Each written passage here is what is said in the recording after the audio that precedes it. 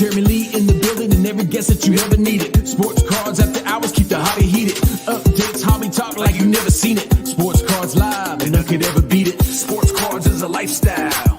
Sports cards and we live now.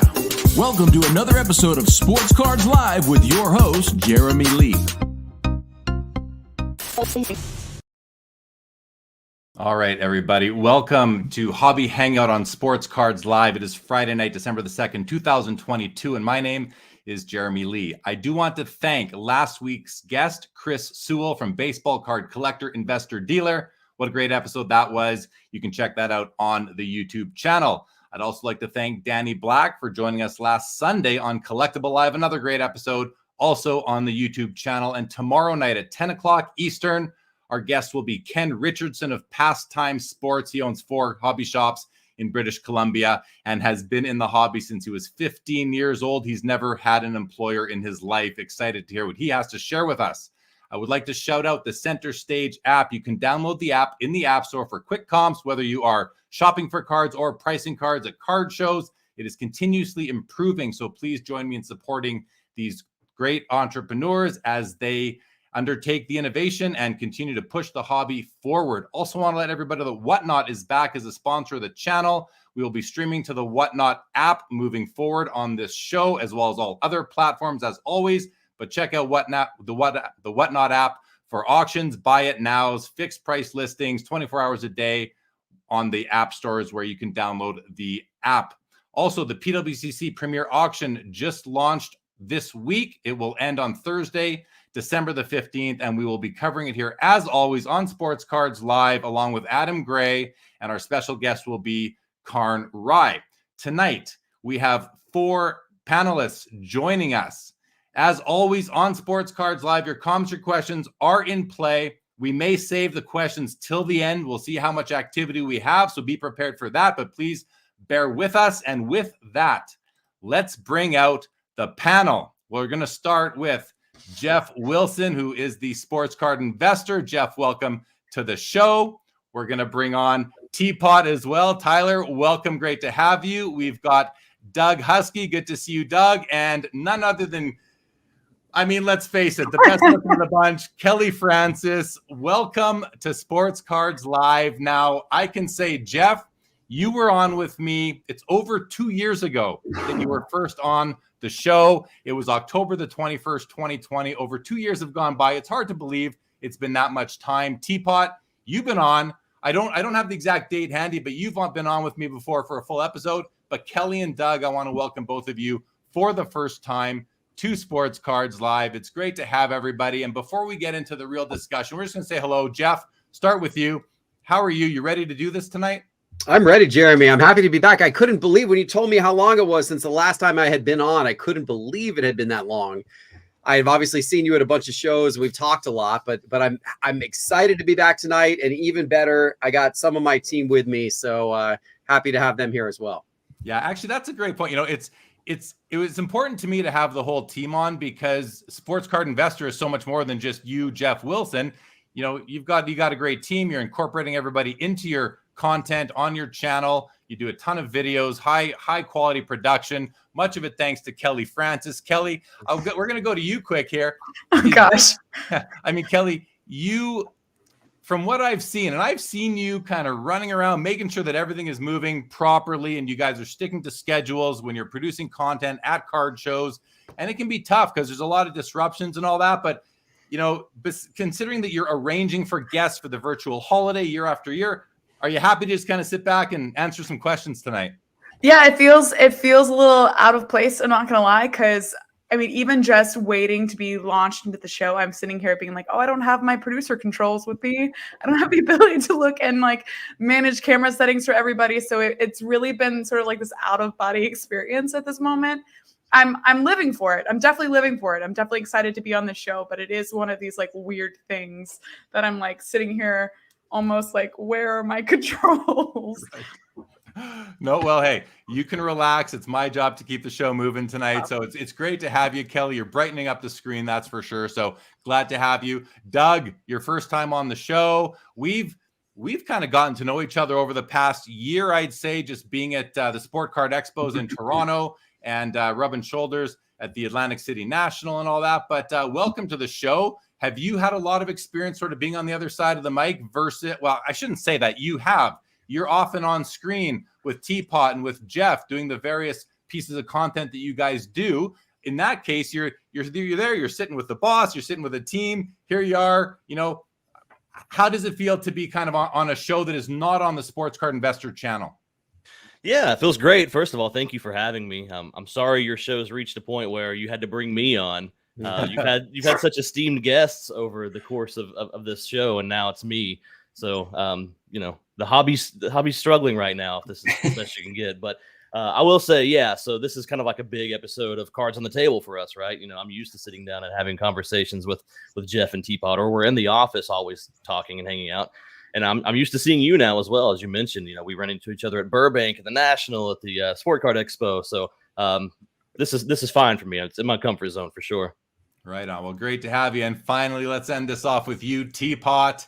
You and I, we communicate all the time, whether it's on DMs, on Instagram, see each other around. You've been on the show. Well, I just want to welcome you back to Sports Cards Live. You must have been on probably about a year ago, I'm thinking. And we're gonna get into some discussion shortly about the year 2022 and how it's been for you. But without getting into any of those ideas and thoughts you've had, how does it feel to be back on Sports Cards Live after a year? It feels awesome. I think it has to have been longer than that, because I was in my old, much better studio in my house in Michigan, which was about at least 14 months ago. So, but it might have been really close to prior to when I moved, maybe in late summer of that year. It feels great. I feel like it's been too long since I got to stand next to you and remember how short I am. But I always enjoy exchanging thoughts on IG, and I'm happy to be here. All right. Well, good. It's great to have you guys. I love I want to say the whole team, but this is certainly not the whole team. Sports Card Investor. I don't know how many people make up the team. Geoff, can you how big is the team? We've got 4 of you here. I'm assuming this is just a part of it.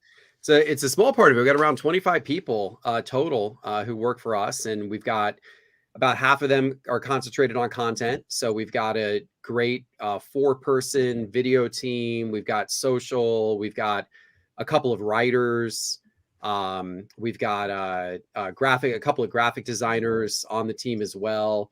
And then obviously Doug does partnerships and community management for us.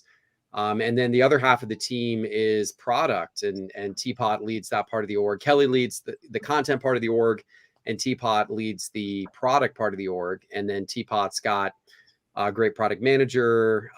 He's got a great head of technology and a slew of developers, as well as a great marketer on his team as well.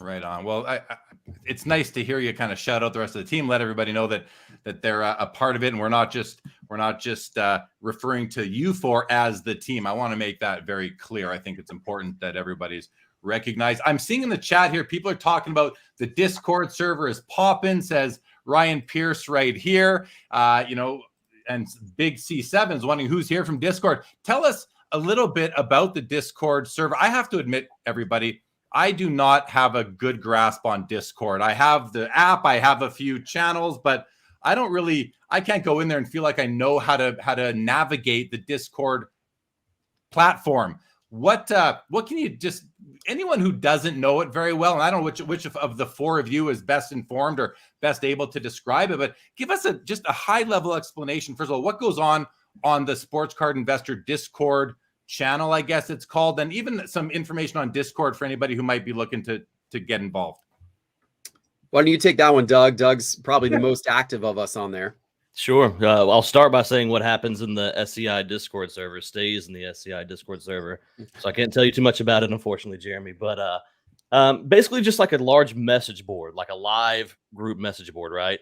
Tons of different channels, and you can kind of pick and choose which channels you see and have access to. But discussions across all different sports. There's basketball discussion, football, baseball, hockey, soccer, F1, Pokemon, across we run the whole gamut, right? A lot of other channels outside of that. There's marketplaces that are specific to each sport as well, where you can go and buy and sell your singles, your slabs, your wax. We run a lot of group breaks in there as well. There's a few different rooms where we have verified group breakers that you can go and join breaks with. Someone mentioned in the chat that there's a fire sale going on right now. Those are pretty common. Those run almost nightly, where someone will have basically just live auctions running. I guess maybe the fire sale room was the original whatnot, or we've got a number of different things, but it's probably the largest Discord server in the entire hobby. I would imagine there's over 28,000, almost 29,000 members, active members in there currently.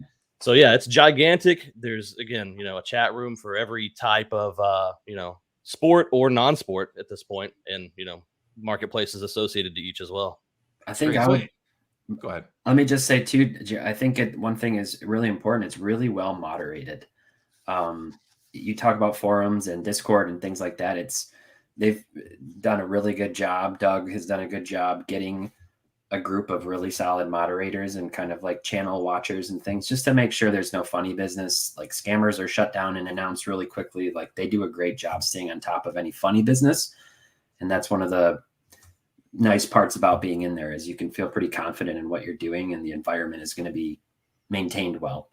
That's cool. So it sounds to me like it's kind of like a hybrid of a message board, a Facebook group, maybe a bit of Instagram, a bit of a selling platform, whatever platform it may be, a whole bunch of things. That's pretty cool. I should probably try and get more involved, allocate some time. All right, we're going to say hello to a few people. We got lots of people in the chat and want to welcome everybody to the show. And if you are new to Sports Cards Live, if you're here to see the Sports Card Investor team, I want to welcome you to the channel, to Sports Cards Live.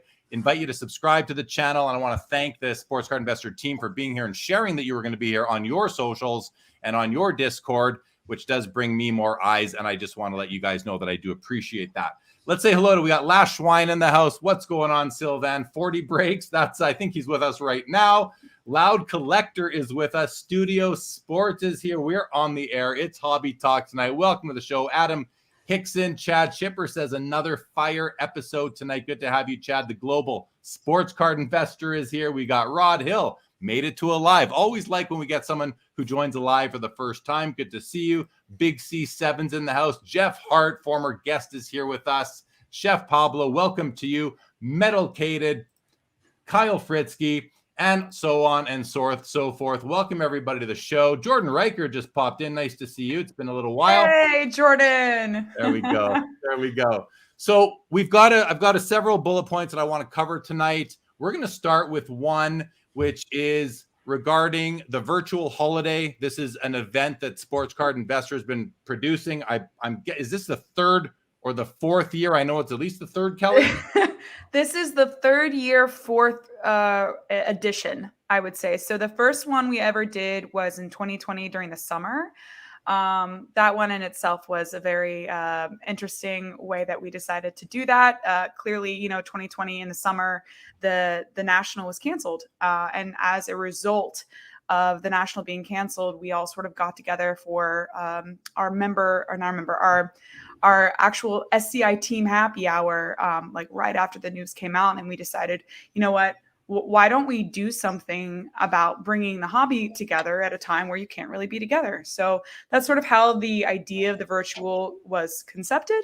And then that was maybe a month or so out from the actual dates it was supposed to be happening. It was a very short period of time. That's all I know. And I, learned how to do a broadcast thing. And then we did it for the Christmas episode for 2020 as well. And that was our first ever holiday episode or event. And now we've just sort of done it every holiday season. So it's our virtual holiday card show now that has been rebranded. Right on. So let's ask this then. Obviously, you do something for the first time. You have a lot of takeaways. How can we improve? And I'm sure that you guys as a team debrief the heck out of these each year and decide, what are we going to change? How are we going to do it better? What are some of the key changes, Kelly, coming into this one, which is just going to be coming up next week, Tuesday, Wednesday? It's right around the corner. That's why we're talking about this first. You have a lot of work to do, so you might duck out of here early. And we wanted to get to address what you are really captaining the ship of this thing. What are some of the biggest changes that we can expect in the 2023 holiday virtual compared to prior versions?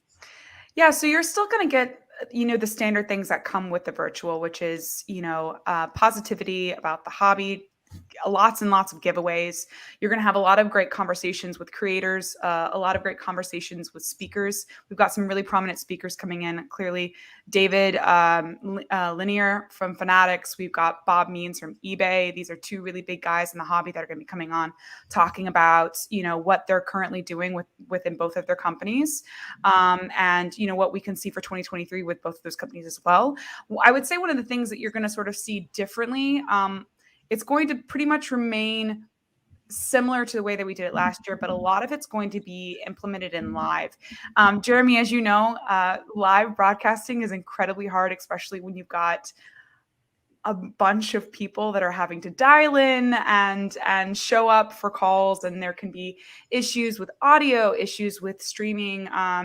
When you do these sort of live broadcasts, you really have to pull in a bunch of different resources as far as NDI tech and things like that, and maybe getting a little bit too technical. But we decided this year to try a different software, which would allow us to sort of have the capabilities that a news network would, in the sense that our guests would be able to call in live way easier, and they'd be essentially be able to have an easier onboard on the live front, sort of like you do with a StreamYard here, where you're able to pretty much pull people in seamlessly and it be really easy for them.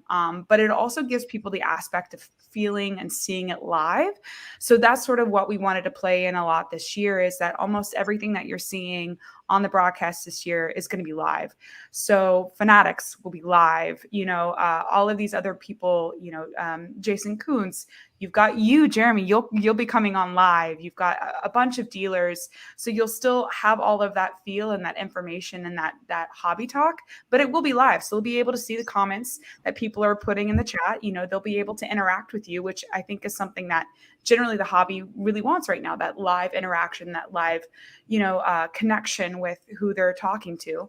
And then as always, we sort of present what we do every year for the virtual, which is funny skits that provide Geoff in some really weird situations, because, if anybody can absolutely just make Geoff look bizarre, it's going to be his own team.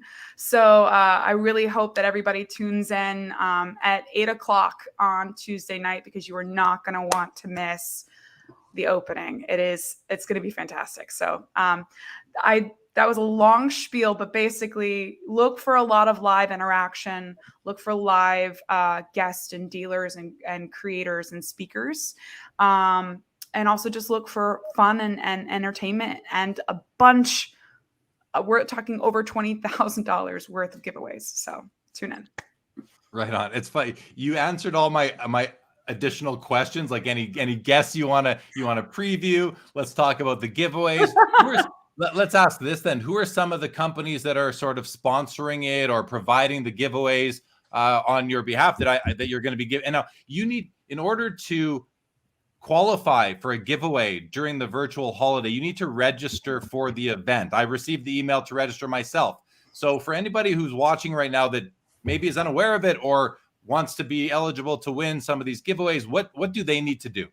Yeah, so right now there's a pre-registration link out. Basically, when you pre-register, you're going to have the ability to register and also get your name on the email list, and to which whenever we actually roll into Tuesday for people who haven't registered previously, they'll get that registration link for Tuesday.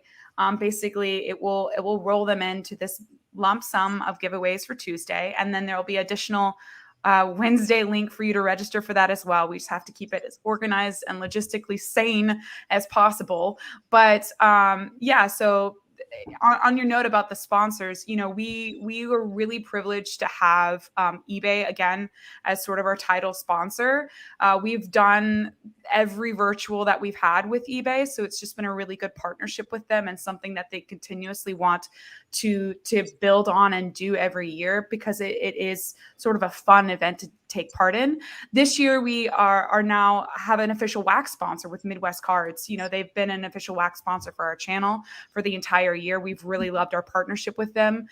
They're just incredibly great people to work with, very, very kind and generous people, and just really smart and savvy business guys. So super excited to have them on as our official wax sponsors for this. So, you know, when you're getting your giveaway for this event, it's coming, you know, from Midwest Cards. So that's super exciting to have on that front. And then, you know, we additionally have our other partners and sponsors, which is Market Movers. We've got Slab Strong and Stand Up Displays. So it's this really just collaborative and joint effort from a bunch of different companies to make this happen and to make this be something that is, you know, beneficial for the hobby. I think I answered all the questions. Well, there's one important one. People are saying let's drop that link. Is there a link that you can put in the chat? Yes, I will do that right now. Awesome. Let's do that. The Dream G23 does ask, when is it going down and will there be shipping to Canada? Yes, there will be shipping to Canada. This is always a question that's asked. But yes, you know, technically, yes, there will be shipping to Canada. Yeah. Okay. Good to know. Good to know. Well, that sounds great. It's always nice. People love giveaways, that's for sure. But the content is always quite rich on these virtuals, which you guys have been doing for a few years now. And yeah, I think it's exciting. I'm happy to be coming on. I think I'm coming on Tuesday, which is the first night. So for everybody who might not have caught it, the virtual holiday by Sports Card Investor, presented by eBay, I think is maybe the right way to say it, will be happening next Tuesday and Wednesday, and it will be on the Sports Card Investor YouTube channel. Is that the only place where people can see it? Will it be on your Discord or anywhere else as well? It will just be streaming to YouTube at that time. Yeah. Okay. Good stuff. Good stuff. We have WIW says, pretty new back to the hobby after years away and love what your team is up to at Sports Card Investor. Very nice. Zach, welcome to the show. Says the virtual is one of my favorite videos on YouTube. Just got all my entries in yesterday. Thanks for all you do, Geoff and team. Very nice. We're going to get the link up here shortly. If none of you can put it in the chat, which I think might work, if you do that, you can send it to me in private and I can try and put it in there myself. We can also add it in private right now. We can also add it to the video description once this is all over. So okay, here we have it. I'm just going to copy this really quick and throw this into the chat, which will then push out to several different platforms. So there it is. There it is. Luca Nation Network has joined the show. Friends of mine, friends of the channel, and a great podcast in the space. They're up and to also episode... guests on the virtual. Also guests on the virtual. Yep. I believe Luca Nation has done like 6,468 podcasts so far. So if you want to go on, they've got us all beat, Jeremy. They've got us all beat. They got energy for days. I know. Cage and Andrew do a great job. Always entertaining. They certainly do. All right. Anything else you guys want to mention about the virtual? Anyone else on the panel? Geoff, T-Pott, Doug? We're just excited to do. It's a great way to end the year. It's completely free. It's a free event. Everybody show up, you know, and it's fun. It's just fun. And a lot of the top names in the hobby. So it's just fun. Tons of giveaways. Great way to end the year. 8 to 11 p.m. Eastern time, Tuesday and Wednesday on the Sports Card Investor YouTube. Yeah, just join. It'll be great. Perfect. All right. Good stuff. Okay. Let's switch it up now. Let's do a year in review. Let's talk about what's happened over the last 1 year, hobby-wise, sports card investor-wise. I'll kick it off a little bit here, talking to you, Geoff. So, I mean, seen you throughout the year at various shows. At the Toronto Expo just last month, only a few weeks ago, you guys were there. We sat on a panel together on the main stage and talked about the hobby, talked about creating content. And I'm going to actually jump right into something because this is a video that you just put out like 2 days ago. I watched it yesterday, and it's a video, I believe it's titled The Biggest Card Deal of My Life. And you did it with a good friend of mine, Karn Rai. And this was a huge deal. And I got to tell you, that was a great video. It was very engaging. And why don't you just fill everybody in a little bit on talk a bit about the expo. Obviously, it's in my backyard, which is it's still a 4-hour plane ride from me, but at least it's in Canada where I am. Talk a bit, Geoff, about the expo, your experience, and the deal you did with Karn. The expo is wonderful. I really, really enjoy it. For those who aren't familiar, the Sport Card Expo is in Canada a couple times a year. I guess the bigger one's in Toronto. I've not been to the other one. I assume you've been at both, Jeremy? Yeah, the other one's in Edmonton. It's he's the current owner of Expo's only done it once, but there's been a show there before. But yeah, it was excellent back in April of this year. Yeah, so I've been to the Toronto one now. This was my second time going, and it's just an awesome vibe. I was blown away by the number of longtime passionate collectors. There's so many collectors in Canada that aren't just, folks who got into it in the last couple of years during the boom, but people who have been very, collecting for years and years and take it very, very seriously. Obviously hockey is king. And that's interesting. I find that interesting because when you go to the shows in the US, you see very little hockey in most of the shows, almost none, especially like in the Southeast, you see hardly any. But obviously in Toronto, hockey's king. You see hockey everywhere, and that's fun. It's fun to go to a show where you're seeing all kinds of different cards that many of which I'd never seen before. And there are the other sports represented as well. It's not just hockey. You do get a mix of the other sports there too, but hockey is the primary one. But it's a really friendly environment. It's a nice show setup. And so we've really enjoyed going, and the group that puts it on, Steve does a great job of accommodating us every year when we come, and just a really good group to work with. So we love going to it, and I'm sure we'll be back again sometime soon. Right on. Good stuff. And, you mentioned that it's not all hockey. There is other sport there. There's basketball, there's football, there's baseball, of course, as well as the others. But let's talk about basketball for a moment, because you did do a deal there. And Jordan Riker says, in my opinion, what was the biggest deal of the expo, or to my knowledge, it was this one that we're about to talk about. As I was kind of getting myself ready to do the show tonight, I said, what shirt am I going to wear? Well, I wore this one. I don't have I don't have the card you traded for, but I have the card you traded away. So, it's a big trade that you made. Is there anything you'd like to listen? Everyone can go to the Sports Card Investor YouTube channel and watch the video in its entirety. It's not that long. It's 12 or 13 minutes, and it was very engaging. I really enjoyed it.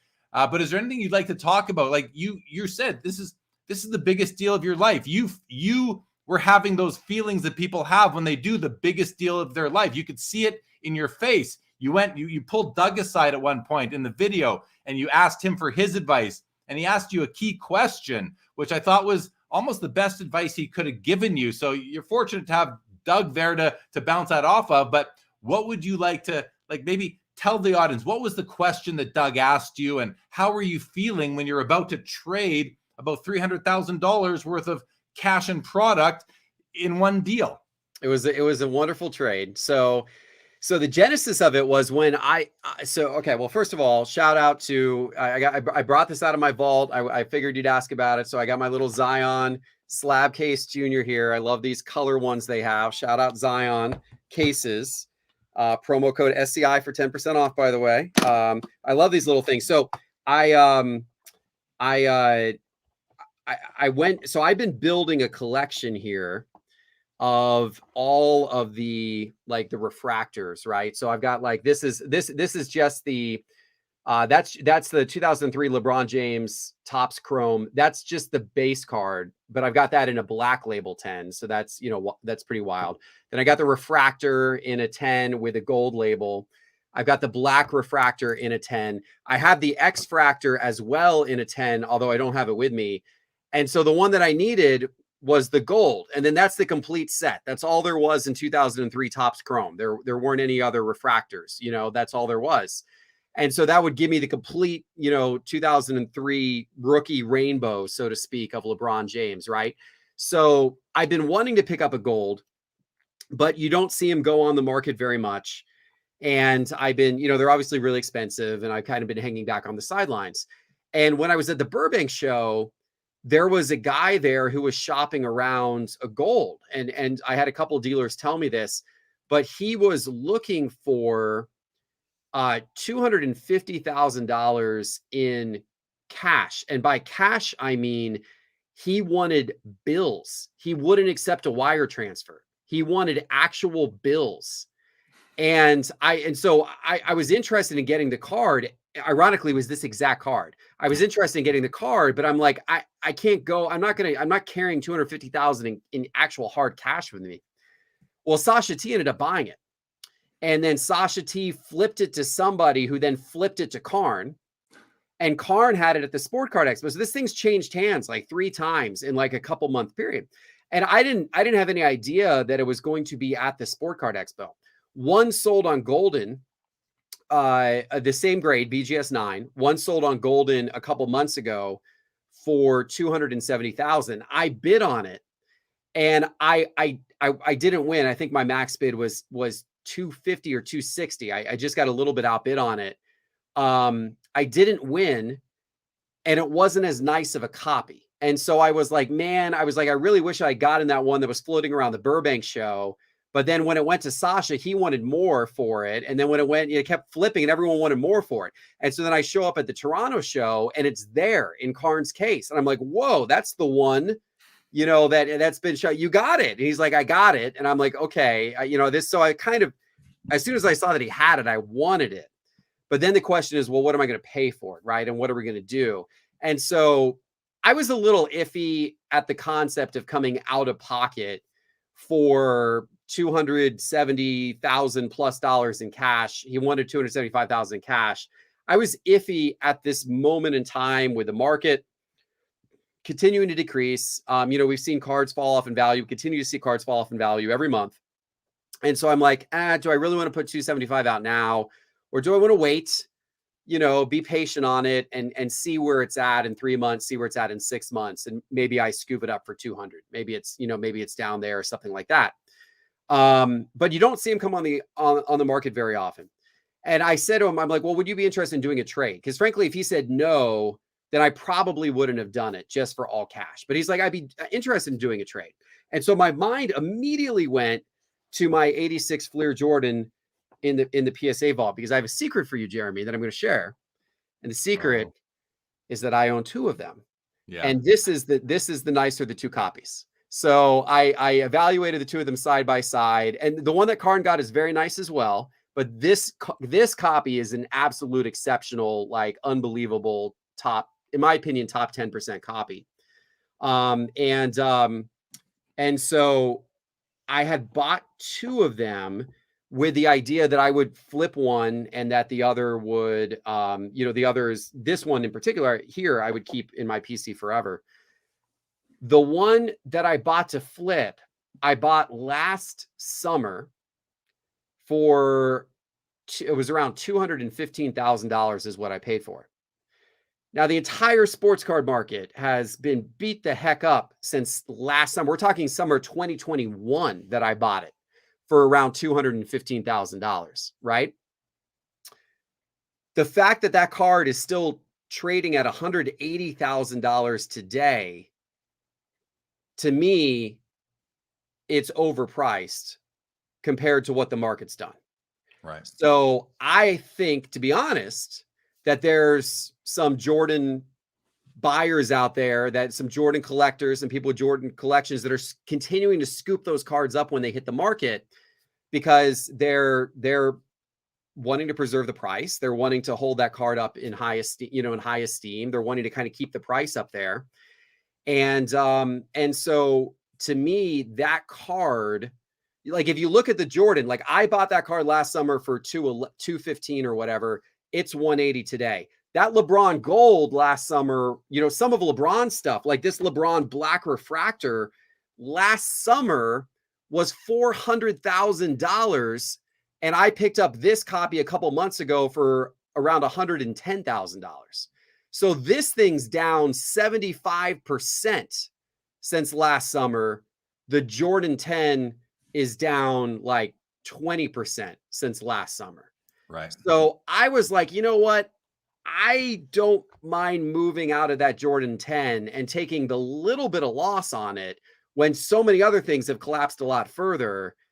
I don't know if that Jordan 10 price is going to hold up for that much longer up where it is. Now the LeBron could very well fall too.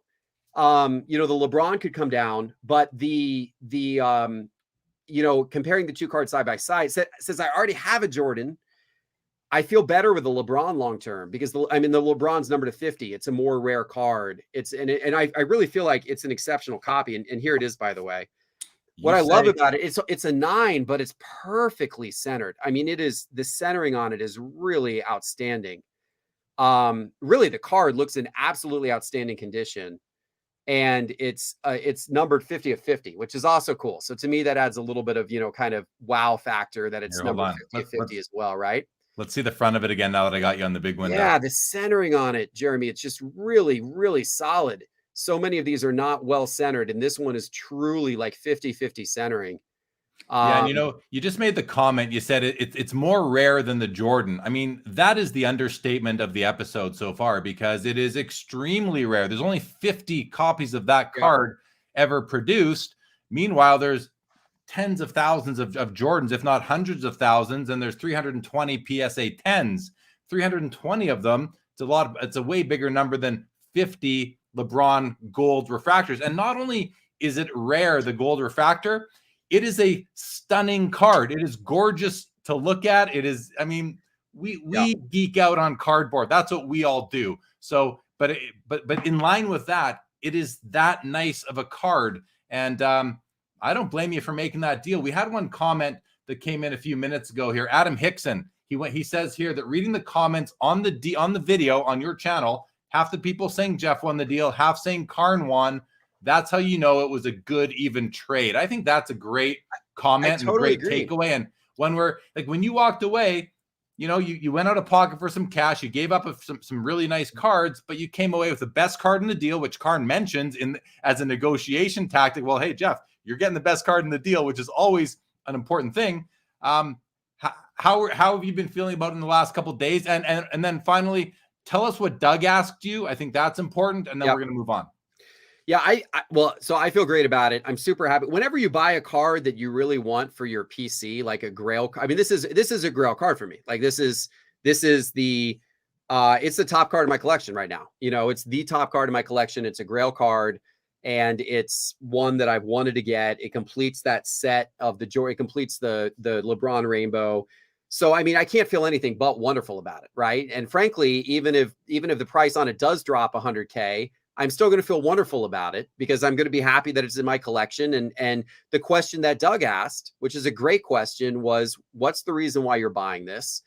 Is this something you're looking to flip, or is this something you're going to hold long term? And my answer to Doug was, this is a PC card. This is a Grail card. Yes, I think it's a good investment. Yes, I'm buying it because I think it's going to be worth a lot more in the future than today. But I'm not selling it. I'm buying it because I love the card. It completes a collection for me. You know, LeBron's the greatest player of the current era. And I love having that collection. And so it's not, where the price is in 2 years or 3 years or 5 years. It doesn't matter as much to me.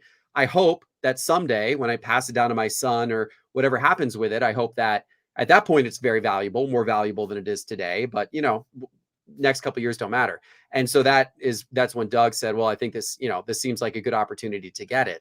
And it did feel that way to me, especially with the trade. And to go back to your point, Jeremy, a good trade is absolutely one where both sides, have the opportunity to feel like they got a good, piece out of it, right? That they got something good out of it. And I hope that Karn does extremely well. He got great cards out of it. Like he made me give up a lot. He stood firm. He got a lot from me. He got a lot more from me than I wanted to give up.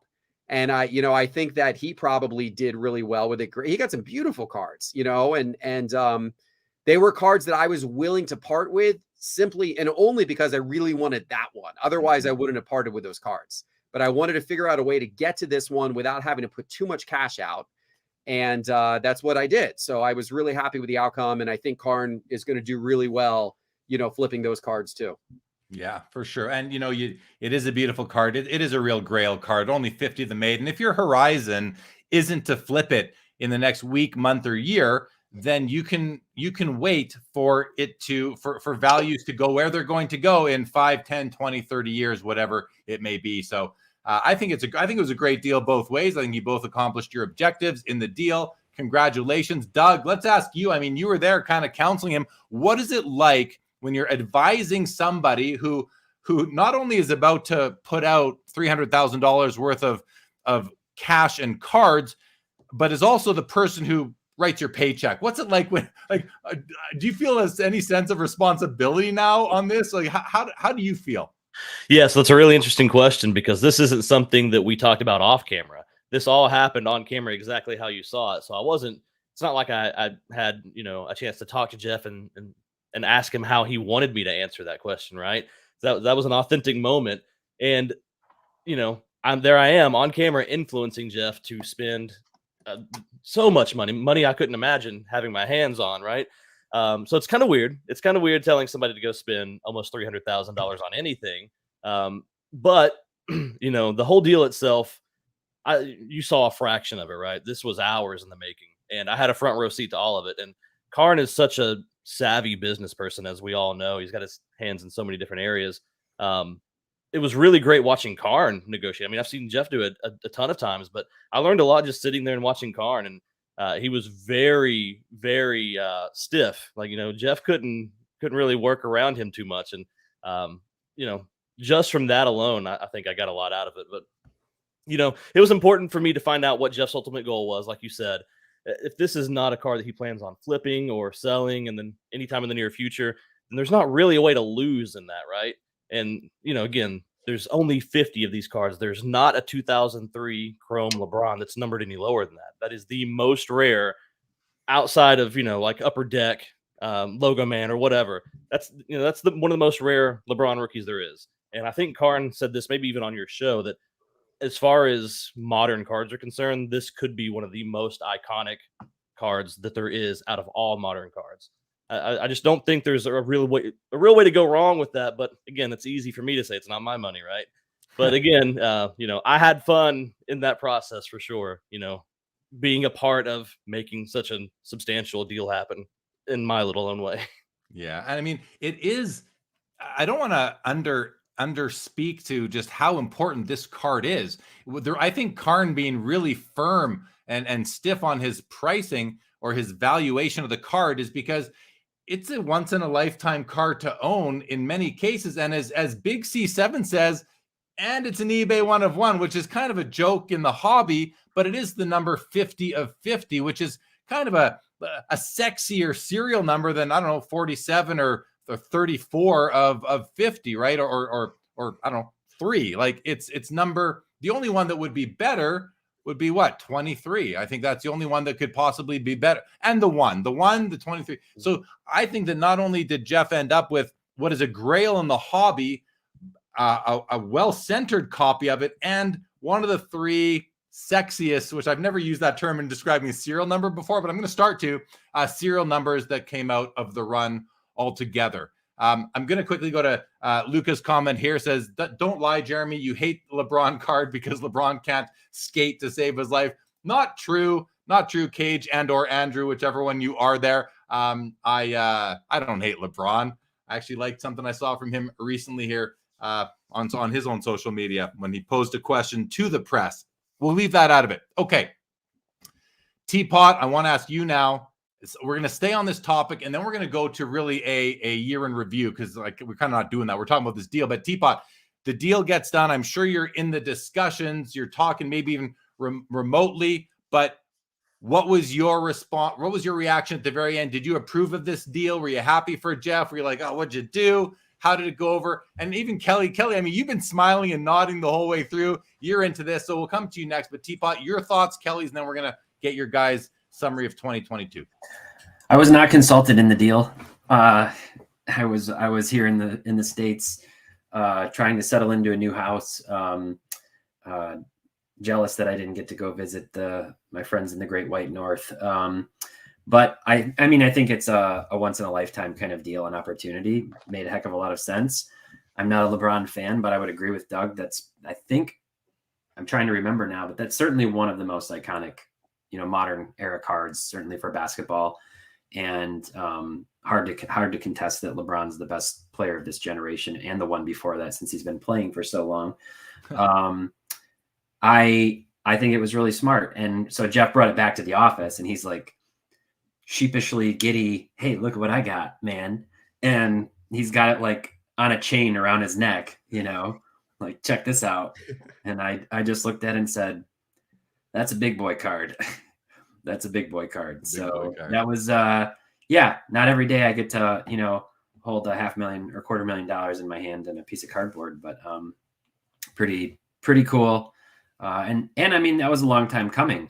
There were cards, correct me if I'm wrong, Geoff, but some of those cards you traded to Karn were from last year's Expo in Toronto, I think. And what was interesting, and I had done decently well on those. That was another reason why I traded those. Like, I didn't really want to trade the Ovechkin or the Connor McDavid because, Ovechkin's going after the goals record, and everyone in Canada tells me that McDavid is, just the greatest hockey player since Wayne Gretzky. So, I'll take their word on that because they know more about it than I do.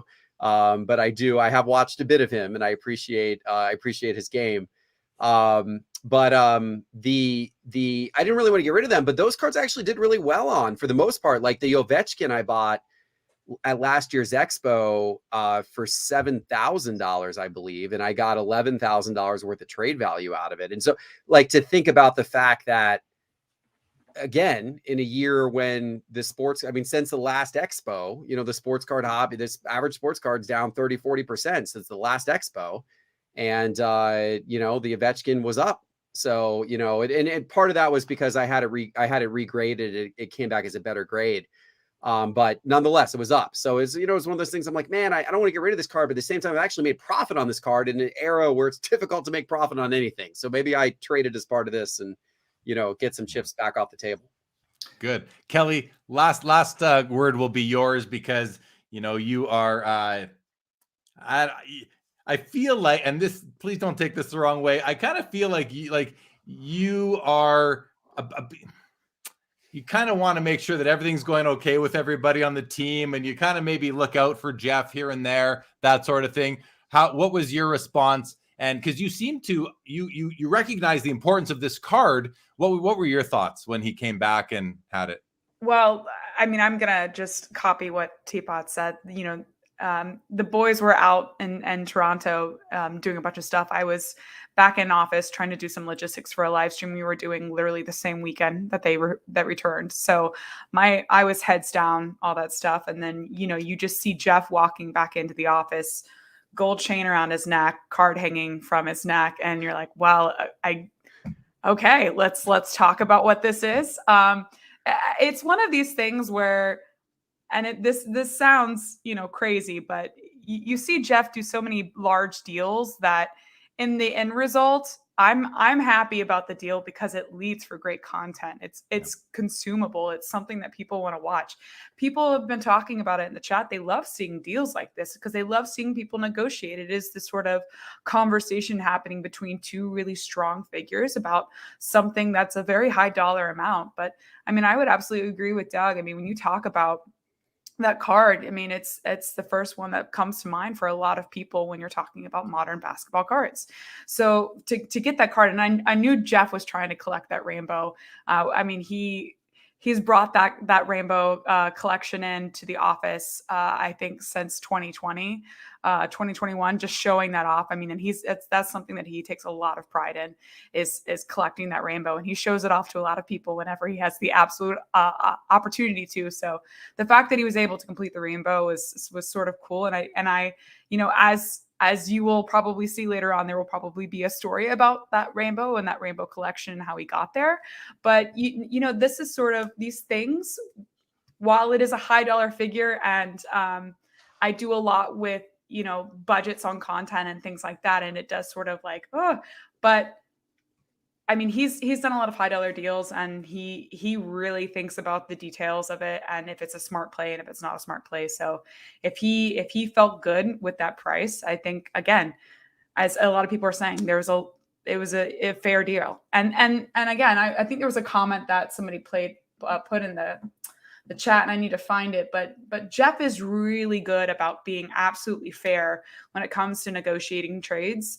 I mean, there's a lot that you see on the content that we put out, but there's a lot of content that doesn't make, the cutting floor. But all of these deals have always been fair. And that's one of the things that we always get when we're on the show floor is people are talking about like, wow, that went a lot better for me than I thought it was going to go. Cause they assume there's going to be some negotiation that's undercutting, but Geoff is absolutely fair when he trades. So overall, it's great for me. It's great for the company because of the video. It just came out absolutely perfect. But if Geoff can feel happy walking around an office with a gold chain and a card hanging from his neck and maybe, sunglasses from time to time, that's his thing. Right on. Well, I'm normally not that obnoxious, Jeremy, but my boys at Slab Strong hooked me up with one of their, slab chains with show your slabs. And so it was fun. We had a good time with it. Corey had me wearing one around my neck at the Vegas Industry Summit show myself. So I've been there as well, Geoff. I get it. And Kelly, I think something really cool is that it does provide you with content. You are head of content. So that's such a wonderful thing. Doug, did you want to jump in with something? I was going to say exactly what you said to an extent. Like, that's part of my thought process too. There's pressure on me. Like, what if I talk Geoff out of this deal and the video's ruined? I ruined the video. I ruined the rainbow. I ruined Karn's story. Doug's immediately fired. Yeah, right. So what if I talk him out of this and everything, goes south from there? So there's pressure from that standpoint. Like, well, it would be good content. Maybe I should nudge Geoff to spend this outrageous amount of money. So, that's part of the thought process too. As much as I hate to admit it, the pressure is on to make a good video as well. Yeah, I will pull into this because it's a similar concept, right? A high dollar amount for a card that Geoff bought at a card show. And Star Jordan, this was a deal that I see him talking to this guy in the corner as I'm trying to do logistics at the National, and it looks like a serious conversation. And you always know whenever Geoff is having serious, really deep conversations with somebody that a lot of money is about to get spent. So it was one of these things where he turns and he's like, "We need to film this," and I'm like, "Oh God, okay." Let me round up the crew and let's figure out how we get this shot out and what the pacing of this is going to be. And, there was a period of time where, exactly to the cue of the video, Geoff has this conversation with this guy. And it's like, you know what? I need to get opinions. And that day we are going around and actually talking to people before he goes back and agrees to spend $100K on this card. But these are the types of things that people like to see, but it also it tells the full story of the deal. And I think that is the biggest part of it, because when people are joining in the hobby, they need to figure out how they themselves can get to these points of negotiation and getting, quality feedback from people that you trust and that type of thing. But yeah, it definitely does not help YouTube. It doesn't hinder YouTube views at all. For sure not. For sure. A couple things on the card. It's funny. Geoff mentioned who the prior owners were within a very short period of time. It's just indicative of how small the hobby world can be on big cards. They can move from person to person pretty quickly. And then finally they end up in that collection that's going to hold it for a very long time. I have a feeling that, as Geoff indicated, that card is going to be out of circulation now for what could be decades. I think that's pretty cool. A really good thing. Another comment I want to make, because Kelly, you just said that, and then we're out going, getting opinions.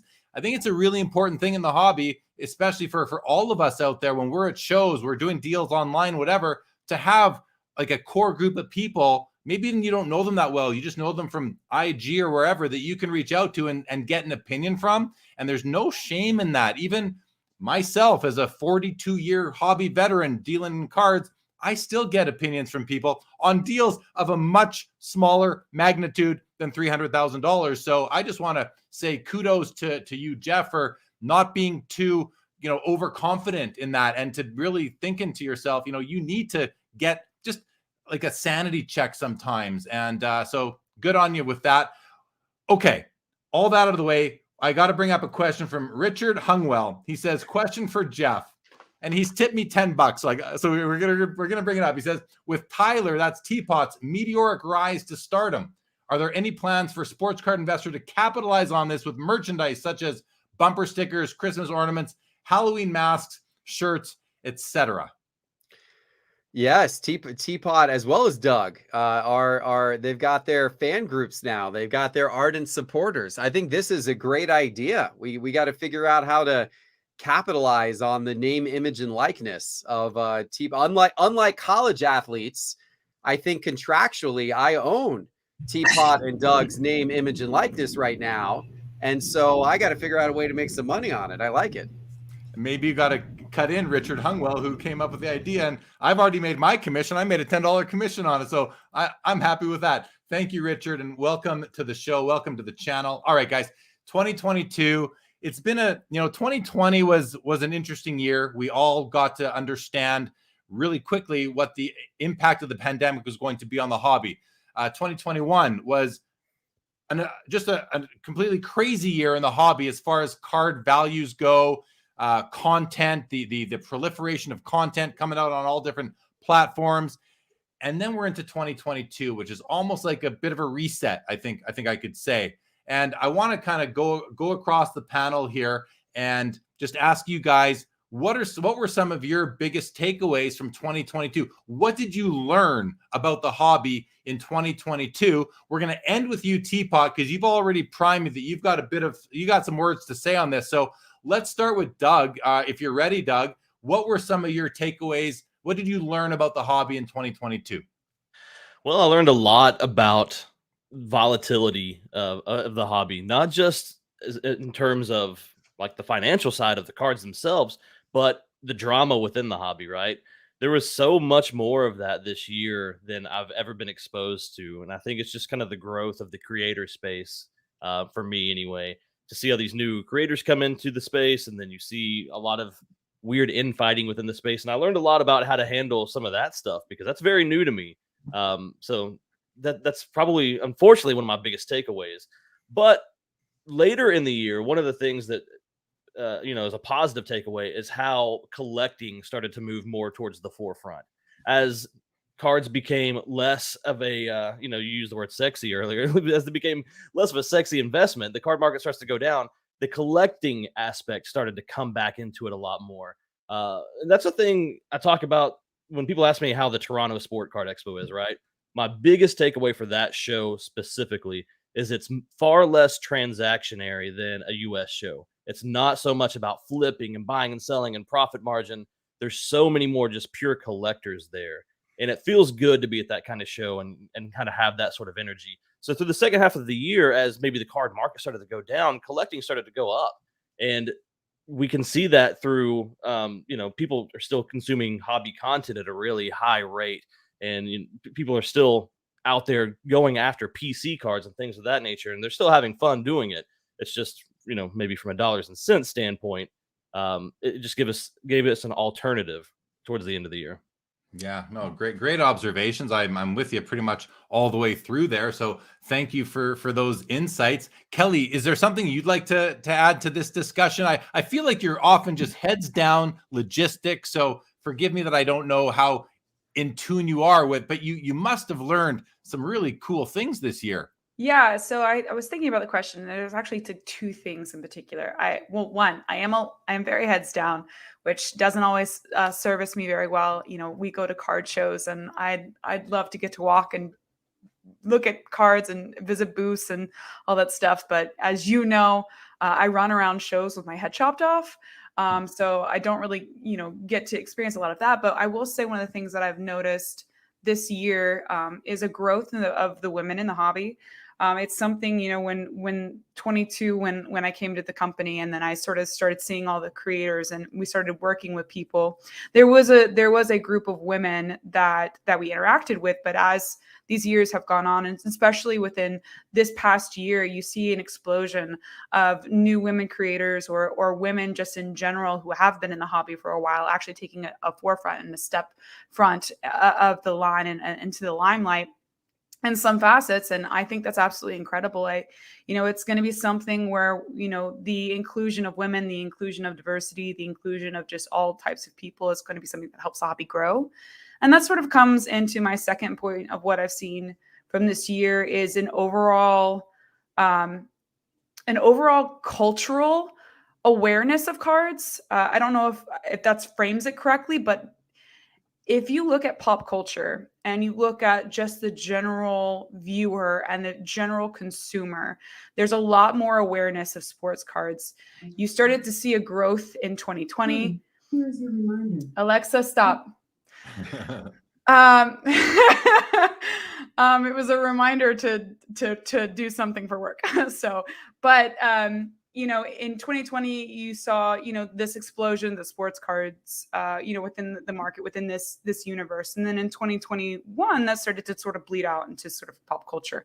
But in 2022, you started seeing, you know, even just for the World Cup in general, like the actual U.S. men's national team has done campaigns where they frame their players in this sort of sports card specific ad. So you're starting to see, you know, with the Fanatics buying of tops and just general sports marketing with ESPN, with Fox Sports, with, you know, Thursday Night Football, you're seeing these cultural shifts where the general consumer will understand and will be sort of exposed to sports cards, whether that's a call to their past, whether that's a call to something that they knew from their childhood, or whether that's a call to something that they haven't experienced before. So I think that that's one of my biggest things, is just the general growth. While it's a slow trickle right now, I do see it being something that's leading to a precipice where I feel like the dam is going to break next year.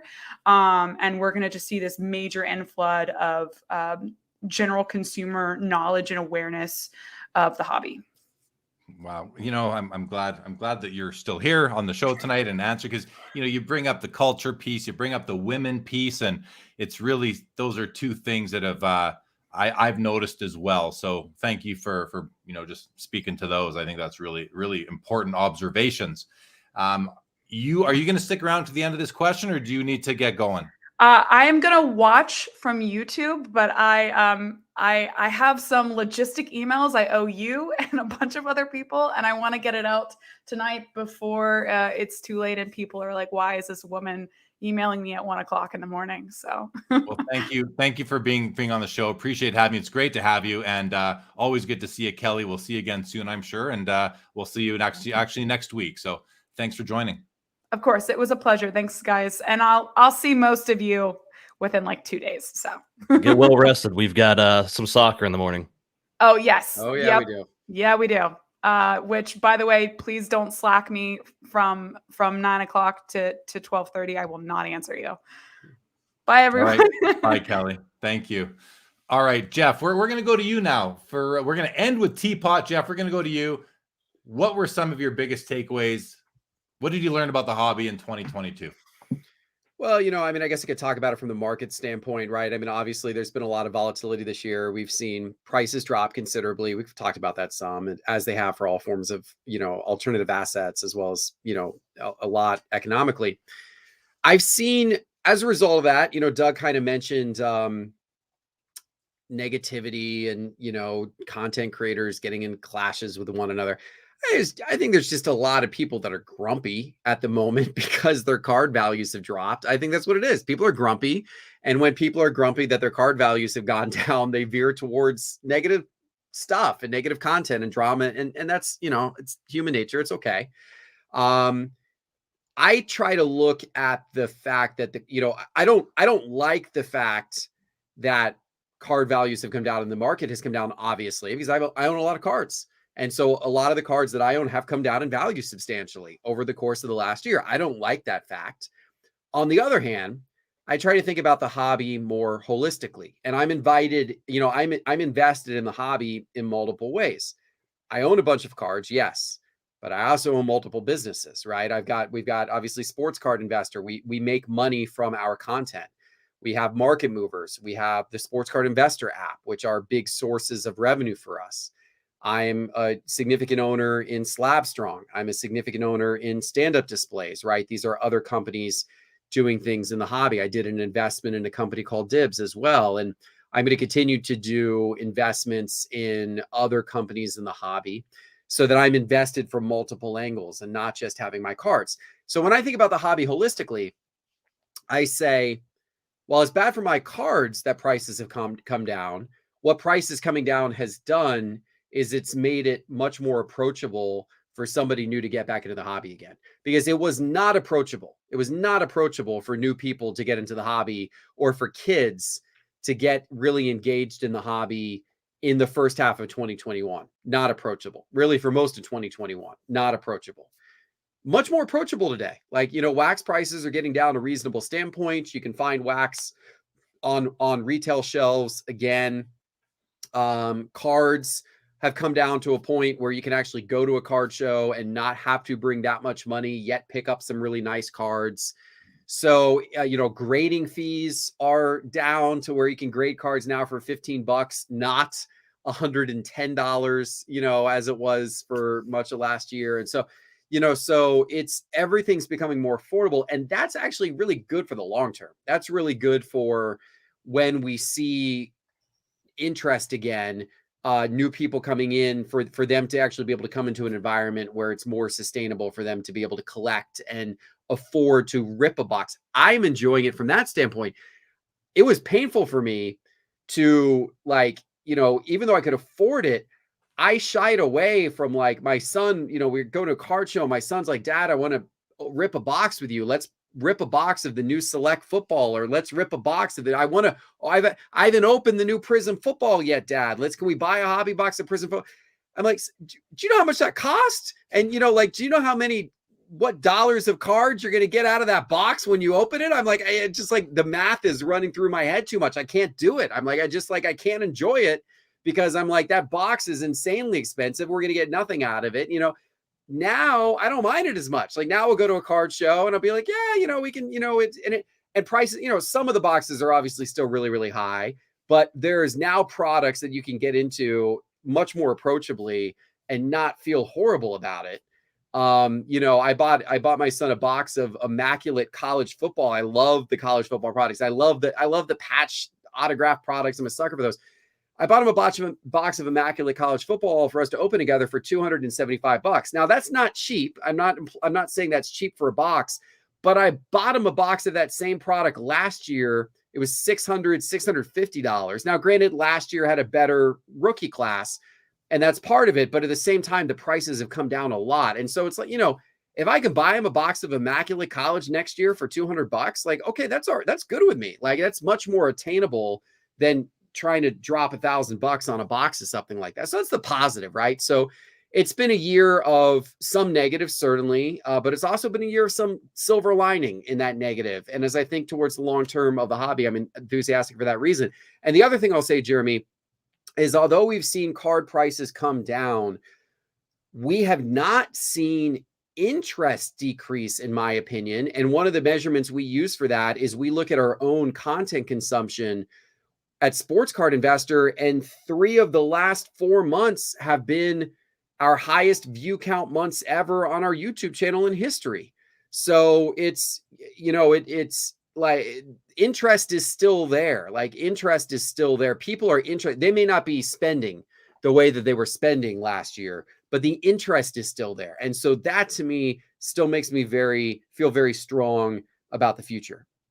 Awesome. If you just think about the Toronto Expo, which was just last month, and I was set up there as a vendor, and it was the busiest that I remember it being, maybe since 2005 or 2006, when we had the double rookie class in hockey with Crosby and Ovechkin, and the Cup came out for the first time, which is hockey's equivalent of Exquisite. I still think, values have come down on many cards, but the volume of transactions that I was a party to, that I've seen, listen, I can't speak. I don't see everything going on, but I think the hobbies, this is going to sound a little crazy, but I thought this through the other day. I think the hobby is the healthiest it's ever been right now. I'll give you my quick synopsis of why. Because the values were the highest in Q1 of 2021. That was the peak. But it was so volatile. There were so many people in the hobby just for the flip, the 5-day to 5-week flipper kind of mentality. Nothing against them. Hey, opportunities there. But it was touch and go. There was risk because prices were going up every single day. And there was a lot of transient participants, I would say. Now here we are, a year and a half later, almost 2 years later, and any of those new people that came into the hobby in 2021, those that are still with us, that's a good thing. They're probably still with us because they like the hobby, not just the prospect of quick flips making profit. As well, we have a lot of, like you guys have said earlier, people are going back to collecting. They're going back to just buying the cards to enjoy them, not thinking about the money all the time. And we're going to get to you, T-Pott, but I wanted to ask you guys, you do have a data and analytics tool called Market Movers X. It's a paid subscription service. And I was thinking to myself, when values are going up, it's so much fun to have your portfolio in a service and watch that value go up every single morning when you log in. When the opposite happens, you see your values coming down very often. It's less fun. It takes enjoyment out of the hobby to see, at least for me, to watch my values come down. And I have, up until yesterday, I had a bunch of cards in a tool like that, and I took them all out because I don't want to see that. I want to enjoy my cards for what they are, not always be thinking about the dollar value. I'm a long-term horizon hobbyist. I'm 20, 25 years out. Tell me what they're worth in 20, 25 years. I don't need to see the day-to-day. All that to ask, and we are going to get to T-Pott. I promise we're going off the rail here a little bit, but that brings me to the question on your experience with market movers over the last year, with the values coming down, generally speaking, in the hobby on cards. How have you been at, what's the rate of new membership been? You don't have to get specific, but has it fallen? Has it increased? Has it stayed level? And have people that were subscribers in the past dropped off because they're less interested in the values? It's a question for whoever wants it. Maybe T-Pott, you're the best to take that, actually, because you are the market movers guru. Yeah, I mean, we definitely have seen volatility. I think the first half of this year, or really more like March through July, kind of leading up to the National and a little bit after, there was a lot of volatility. There was some drop off. We saw for the first time, really, our numbers start to go down. And I think, to your point, Jeremy, it depends what your attitude is with the cards and what you're doing with them. If your attitude is a long-term hold, like for example, my 401k, I don't like seeing my 401k go down. I look at that. I meet with my financial advisor. But I also have a very realistic attitude about my 401k, which is, this is what the market does. It went up and now it's going to come down and it'll go back up. And I'm not changing my strategy at this juncture in my life, at my age. So I have an approach. The hobby and your card collecting and purchases, it's different because it is a hobby.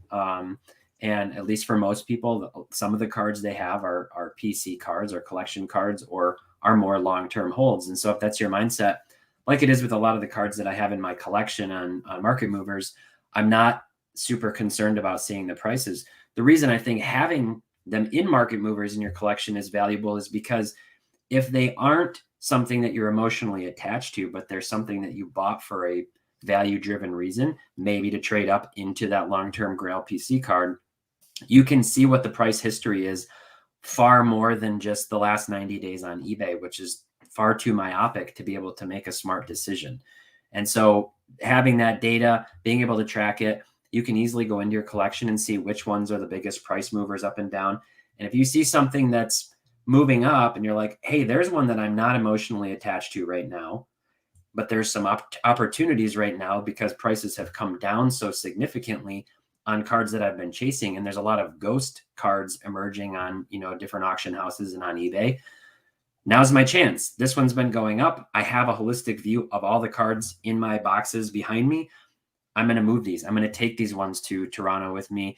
And maybe I don't want to move them, but maybe I do if there's the right opportunity. So I think for that reason, I like having it. We launched the new version, Market Movers X, on our web version at the end of September, and the reception was fantastic. It has been fantastic.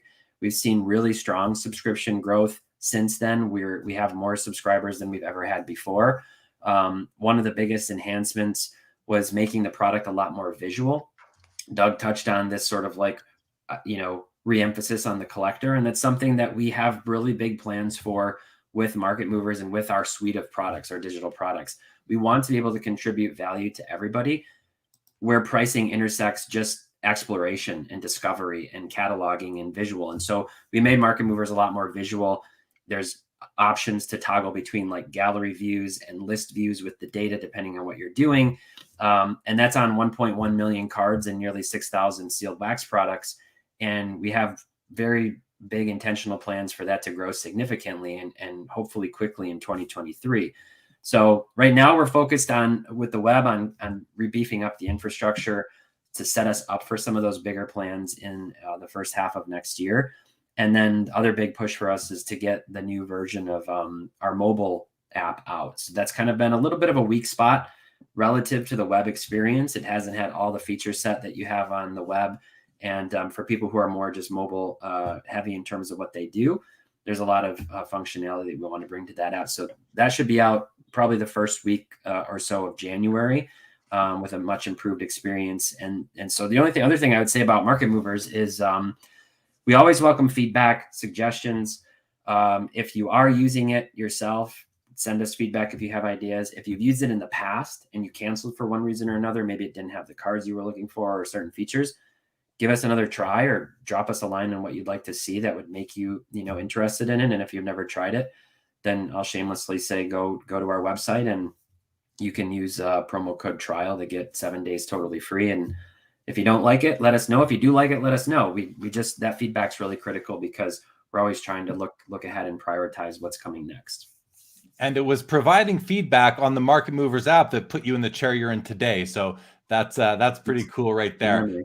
There's a really nice, I call it a testimonial here. Adam Hickson puts this comment in the chat. He says, we talk about the type of collector changing. I think the app has changed and adapted well for where the hobby is at this current point. So that's almost like the best feedback you can get. Yeah, I would say. That's great feedback. And that's exactly, as T-Pott mentioned, that's exactly what we try to do with the redesign of the new Market Movers X for desktop. That's exactly what we try to do, was like change it so it still has all the price graphs. It's still got all the price movements and all that stuff, but it's really visual. It's about tracking your collection, enjoying the cards.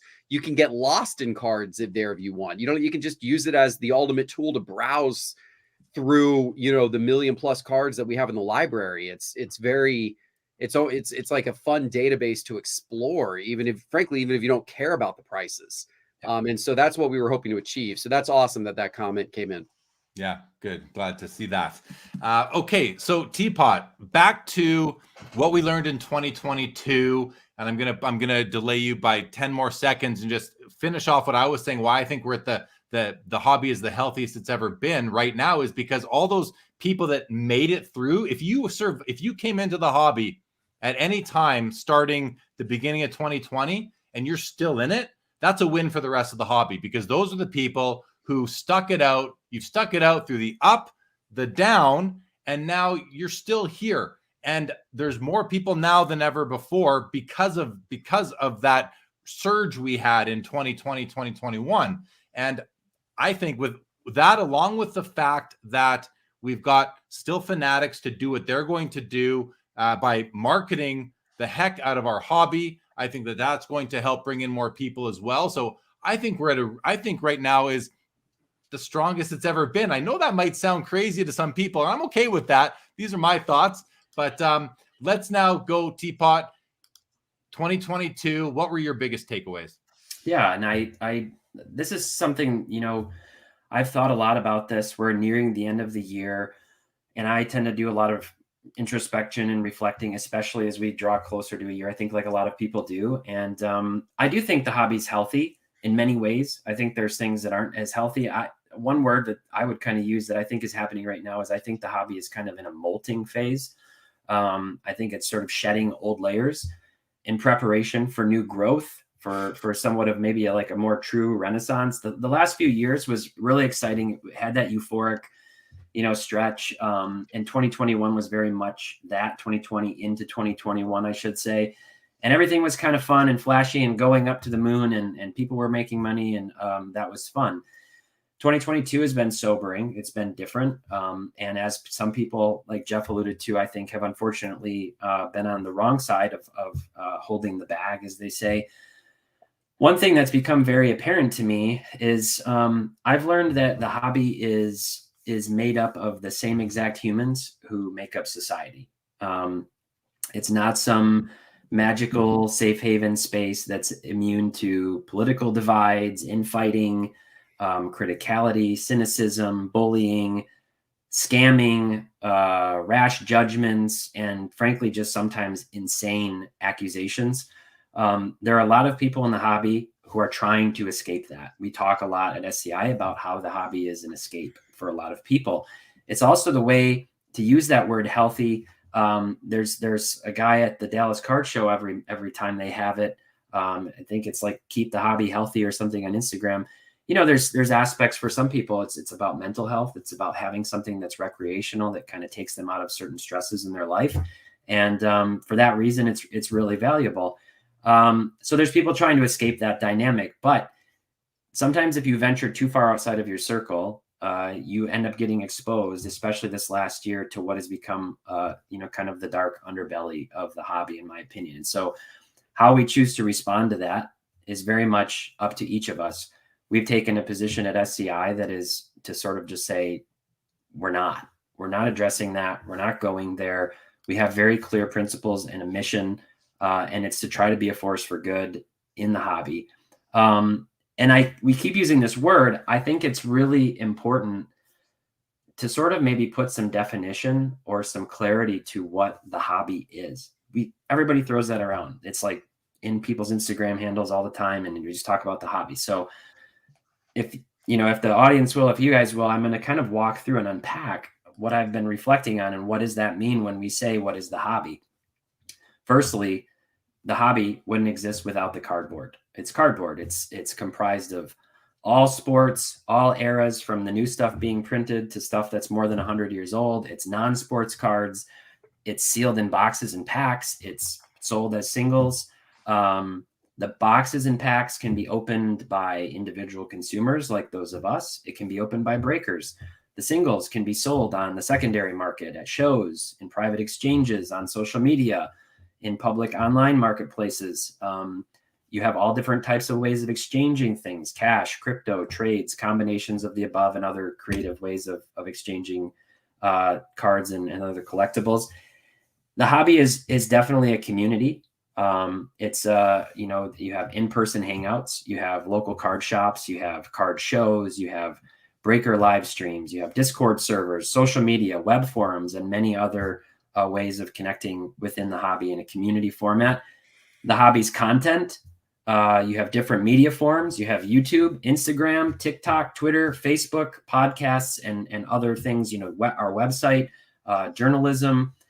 And then within content, you have tons of different topics, tons of different ways that people come in with a unique angle to present content for others to, consume, as we say.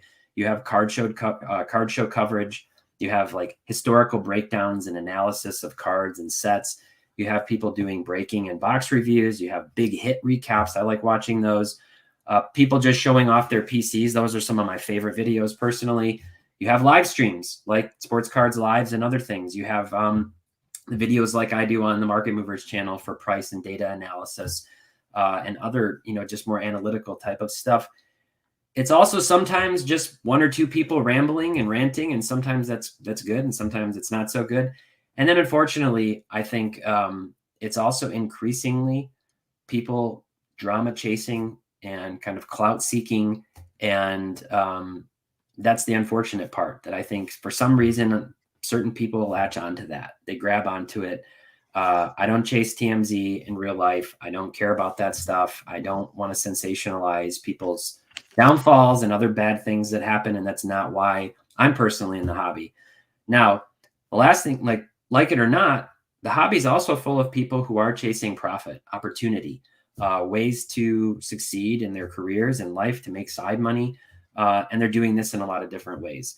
And none of these things, frankly, is wrong. There's rookie and prospect speculation. It's a lot of fun. There's flipping. There's the medium to long-term investment, as we'd call it. There's definitely theft. and scamming, which is rotten. And we try to call it out, and we have in the past. And so that needs to be addressed. And then the big one, I think, is there's businesses starting. Jeremy, you're working for TAG. We've built a business and continue to try to do it. And that is not wrong. One of my biggest pet peeves is when people start getting cranky that someone or those of us who are working within the hobby actually need to have money to take care of our families and to survive like everybody else who's participating and has other jobs. We have a few dozen employees. Geoff mentioned that, and we need to be able to take care of ourselves and our families. So I'm definitely grateful to be working in this industry within the sports card world and really enjoy it. And again, we take it really seriously and have a very authentic approach, trying to be a force for good and growth. And a lot of that with the kids in the hobby and giveaways and free content and all kinds of things like that. So final thought, I think we could all really benefit from one really important distinction, and that is maybe distinguishing and separating the hobby from industry and business. And these two things to me are sort of undeniably, irrevocably intertwined. It's kind of like conjoined twins being born at birth together, and they better both work together or they're not going to exist. Neither of them will exist. They will both die.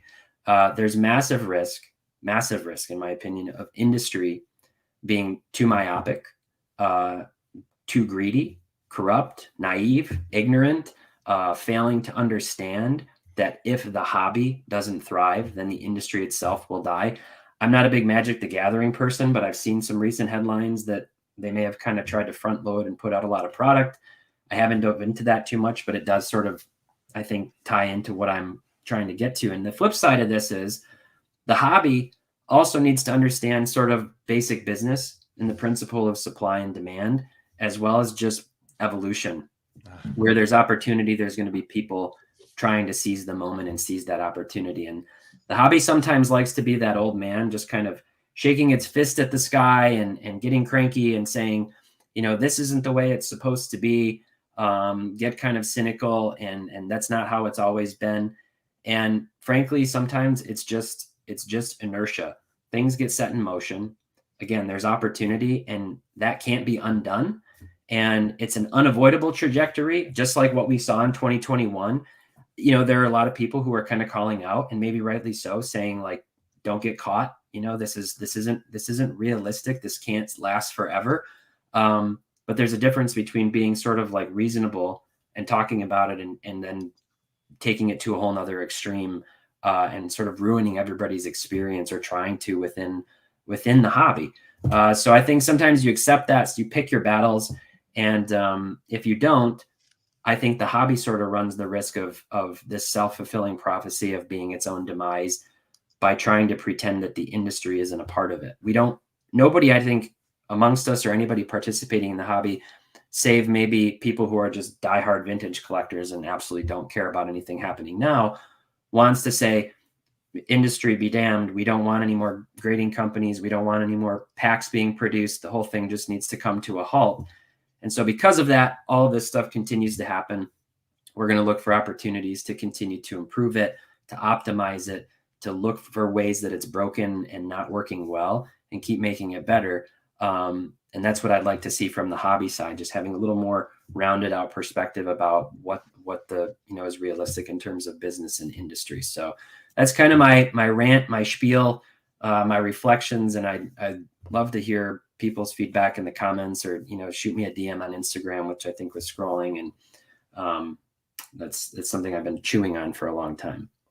Well, I'll kick you off with some feedback. You started off by saying this is, you defined the hobby. It's at the end of the day, it's cardboard. That is the product that we are all, that bonds us all together. And I often feel like sometimes, and I've said this before, if the hobby has you down, go back to your cards. Just pull out your cards and enjoy your cards, because that's what brought you into this niche in the first place. We always talk about, Geoff had a big curation event in his collection when he moved out 5 pieces and brought in the LeBron card. we talk about curating a collection. It's a really important part of the hobby. Is we all approach it so differently. Everyone's collection is different, and I think that's what's wonderful about the hobby is that you can learn how other people do it, get ideas. But we talk about curating our collections. We also now, in the world of social media and some of the things that you were alluding to, we can also curate the content that we consume. And it's sometimes hard to avoid certain pieces of content or content creators or accounts on platforms that can actually ruin your hobby or degrade your hobby experience. So I think it's important for hobbyists to also curate your content that you are consuming almost alongside curating your collection itself. You mentioned also that you learned that the hobby is really a cross-section of society. That's a great observation. And we've gotten more and more to that point as more and more people have come in. And if you see issues in the real world, you're likely going to see similar issues or archetypes, personalities in the hobby as well. And it's just become the reality, which ties into when you were speaking.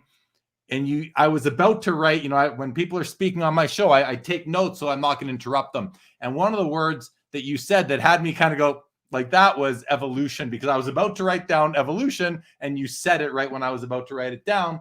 The hobby has evolved. The products have evolved. The industry has evolved. Content has evolved. The tools available have evolved. It's evolving. And we have to, it's like you just have to kind of accept that, just the way technology around us in all aspects of our life is evolving. Everything's always evolving in the world, always has been.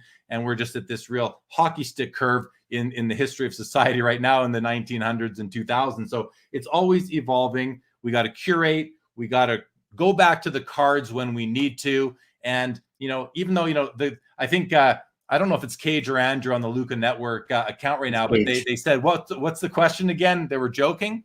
But it was, what did you learn about the hobby in 2022? And you had some really good takeaways, T-Pott. So I just want to thank you for sharing those on this show tonight here with all of us. And with that said, we'll go to you, Geoff. Hold on. We already went. We did you. We've done Doug. Okay, so we've covered what we learned in 2022. We're gonna now go on to predictions for 2023.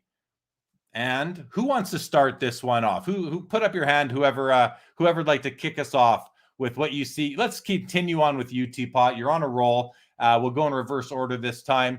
T-Pott, 2023. We are a month away. And, a lot of people are wondering what's going to happen. I saw in the comments earlier, someone said our value is going to go down another 20% in the next 3 months or so. What's going to happen with Fanatics? Is Panini going to finally be sold? All these different things. I'm with Tag Grading. We talk about evolution and new concepts, new technology. And I'm curious, is Tag going to become a grading company that is talked about in the same sentences as PSA, BGS, and the rest of them? So what do you see coming in 2023, T-Pott? Any predictions? I don't know what's going to happen with card values. I don't think any of us knows for sure. I think there's been a lot of uncertainty. Card values are inherently tied into the bigger economic picture. That's undeniable. So, as things have risen and we're good, I think now, if I look at my 401k, it's not surprising to see my cards coming down. Some things are impacted more than others. Some cards are impacted more than others. And it's hard for me to be bullish on like any kind of a meteoric rise in the next year. I think maybe best case scenario, we sort of hold steady. But again, there's a lot of other factors that are coming into play, and inflation's a big one, and the overall broader economic picture is a big deal. I think there's going to continue to be businesses that rise and businesses that fail and fall. And we've seen that's, again, we're sort of coming out of that. This is what I mean by that molting. We're sort of coming out of a window when back in 2019 and 2020, astute people recognized there were different lanes within the broader hobby and the industry associated with it to say, wow, there's some real archaic stuff here that I see as opportunity. And a lot of people came into that space. A lot of people came out and tried and maybe have pricing applications. A lot of people have collection management. A lot of people have quicker image recognition. A lot of people have grading businesses that have come and gone and, that have recently come. And there's vaults and platforms and all these things. Not all of them can and will survive. They just won't. There's that's too much. It's oversaturation. So I think we'll keep seeing that proverbial sorting of the wheat from the chaff, and the best ones, the ones who serve their customers and serve the hobby the best and are most committed, will excel and will be here to stay. And so that's the other big thing, I think, in the coming year. The last thing I would say, I think we're going to continue to see some really innovative partnerships like what we saw recently with the MVP buybacks in baseball by Topps and Fanatics, the different things we're seeing from different grading companies and different auction houses and different, it's cool, kind of the network that's happening. And sometimes you see those networks do this too, meaning you could have PWCC partnering with this company and this company, or, there's not like this exclusivity all the time happening, even where there are even formal business relationships, which I think is actually a sign of maturity in many ways, from that business perspective. So I think we'll just continue to see more cool things happen that we haven't seen necessarily in the past, that'll challenge the way it's been done for a long time, and hopefully encourage more people to come in and get started in the hobby. Awesome. Okay, I'm going to go to a comment from Chris C right here. It says, I have a prediction. More people are going to go back to 90s and prior vintage stuff. Ultra modern will fall more. Grading prices should go down further. We need grading competition, i.e. tag. Okay, thanks for that. Those predictions from you, Chris C. Okay, let's continue on with what's coming in 2023. Doug, I feel like we haven't heard from you in a bit, so let's go with you. What do you? And again, it's so T-Pott, you're right. We can't predict where values are. I always say I never time the market. I'm always, whatever it is. I'll buy or sell in any market. That's important to know, and I'm glad you mentioned that. Doug, what are you expecting in 2023? Yeah, so I think you, Jeremy, have said some things that I agree with, and T-Pott definitely has as well.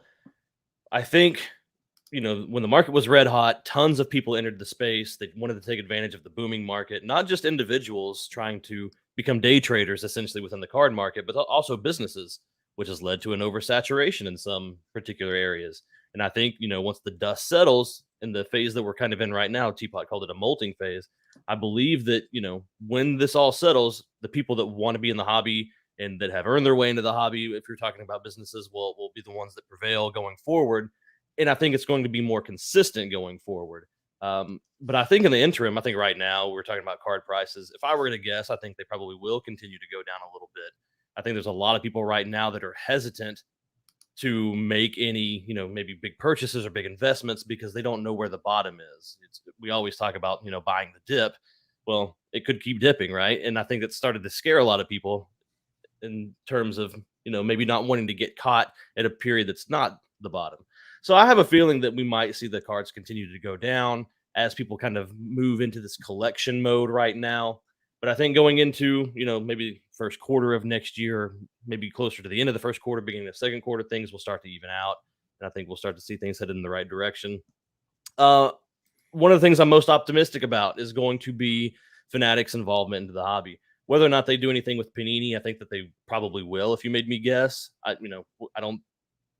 don't know if there'd be a full-on acquisition, honestly, but I think maybe there could be some movement there. I don't want to speculate too much about it because I don't want people to think I know something that I don't know. So I don't want to make a guess and people are like, oh, he must know something. I don't know anything about that, but I have a feeling that that's just a smart move for both parties once they can kind of get aligned. But regardless, I think what Fanatics is going to bring to the table is this giant marketing engine. And, we've talked about this a little bit internally. And I think what's important is that in the future, you're going to see sports cards on Monday Night Football. You're going to see sports cards. You're going to see them on every NBA broadcast. They're going to be in your face. When you go to buy your team's, favorite T-shirt or favorite hat on Fanatics.com, you're going to be presented with sports card options. You're going to be it's going to be way more prevalent. The amount of attention this is going to get. There's going to be Netflix shows coming out and things of that nature. People that don't know about sports cards now or that haven't dipped their toe in it, they're going to have so much more exposure to it. Even if just the tiniest fraction of this new audience decides they want to be involved in sports cards, it's going to be huge for our industry, right? So I'm very optimistic. Regardless of what current prices are today, I think going forward, there's just so much room for growth. And I think this, added exposure is going to bring in a ton of new eyeballs and new tension and a whole new generation of collectors and potentially investors as well. Yeah, something I always say is that as long as there are sports, there will be cards, and as long as there are humans, there will be collectors. So I don't see the hobby going anywhere at any time. Before we go to you, Geoff, a couple of predictions in the chat. Luca Nation says, my prediction, companies that viewed each other as competition in 2022 will partner up for the good of the hobby. Let's not fight over a slice, and instead let's work together to grow the pie. I think that is extremely important and well said. Richard Hungwell says, I'm more optimistic about I'm more optimistic about the hobby after holiday shopping credit cards are paid for and tax returns arrive. I see a mini boom in the hobby.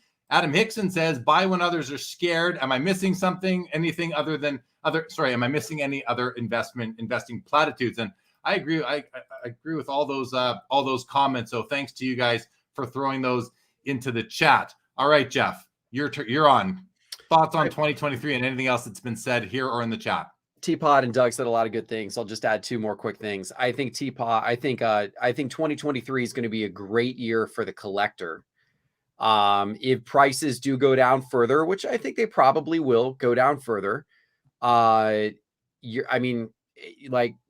are becoming affordable now, once again, which is wonderful. But you're also seeing a lot of reinvestment in other areas, right? You're seeing card shows get better and better, like the Burbank Card Show, which was a great hit this year. The first one that they did, they're doing it again in February. It's going to be 4 times as big. It's going to be a massive card show. That's going to be a lot of fun. They're planning great events around it. We're excited to be part of the Burbank Card Show. I think the National this year is going to be better. And the new group that is taking over the management of the National, they're not fully in place for this year's show. They'll be fully in place for the following year's show. But they got a lot of really great plans to grow the National, to make it better, to really improve the experience of people coming to the National. That's going to be wonderful. You're going to see technology continue to advance. I mean, here at Sports Card Investor, we're working hard on making the Sports Card Investor app and market movers better and better and better. And we got big plans for what we want to do with it. And things like that are making the collecting experience better. Not just stuff we're doing, but there's plenty of other companies in the hobby. And not all of them are going to make it. Some of them are going to drop out, but others will make it. And there's a lot of reinvestment taking place. So I think 2023 is going to be a great year for the collector. I'm not so sure, strictly from an investment standpoint. A lot of it depends on the overall economy. I do hope we see a little bit of a rally, maybe in January. We saw a rally in January of this year. January was the strongest month of the year from a overall card transaction data, at least according to, some of the stuff that we've been tracking. So we'll see if that happens again in January this next year. But I don't also know that will necessarily sustain. A lot of it's going to come down to how the economy does and, all other aspects of it. Right. But what I do firmly believe is, and T-Pott and I were having a conversation earlier today, and I said, we're playing a 5-year game. We're not playing a next year game. We're not, Sports Card Investor is not playing a 2023, shove all the chips in the middle. And if the cards go down another 30%, then we're toast and we're out of here. And, that's not the game we're playing. We're playing a long-term game. We're building a company that we believe is going to be really sustainable for the long term, that is going to do a great job of bringing people educational, engaging, fun content and really great best-in-class products to help them track their collection, understand the pricing and values of cards, etc. And we're continuing to work on those things because we believe strongly that 5 years from now, that the hobby is going to be in way better shape than it is today. And it's going to be way larger than it is today. We're playing a 5-year game. We're placing a 5-year bet here. So I don't know exactly where it's going to be next year, but I feel real good about the fact that in 5 years, it's going to be in really good shape. And, obviously you reference Fanatics. I'm super optimistic about about what Fanatics is going to bring to the table. I'm also realistic that it's going to take time for us to feel a lot of impact. And I don't think we're still going to feel a lot of Fanatics impact in 2023. I think you're going to start to see little bits of it, but it's a long-term game for Fanatics, and it's going to be a long-term game for us. And so I'm excited about where it's going to be in 5 years. That's my answer. Yeah, that's a good answer. As am I. I mean, I'm also not in it for a 1-year play. For me, you say 5-year play, that's short term. For me, I'm like a 20-year play, but and I think a lot of people are. A lot of people that have been around for a while are, and I'm sure you from a collecting perspective are likely in that same kind of horizon mindset as well. But what you guys all did indicate is that the future is unknown. We don't know what's going to happen to the overall hobby. All we know is how we are going to, we don't even know that exactly, but we have an idea of how we are going to govern ourselves and how we are going to be active and behaving in the hobby in 2023. And one thing I can tell you for sure is that I will still be collecting no matter what the market is doing, no matter what the charts are telling us. I will be collecting cards. I will be that's what it comes down to for me is the cardboard. And I just love the stuff for whatever reason it is. A lot of psychological, we go into a psychological deep dive there, I'm sure.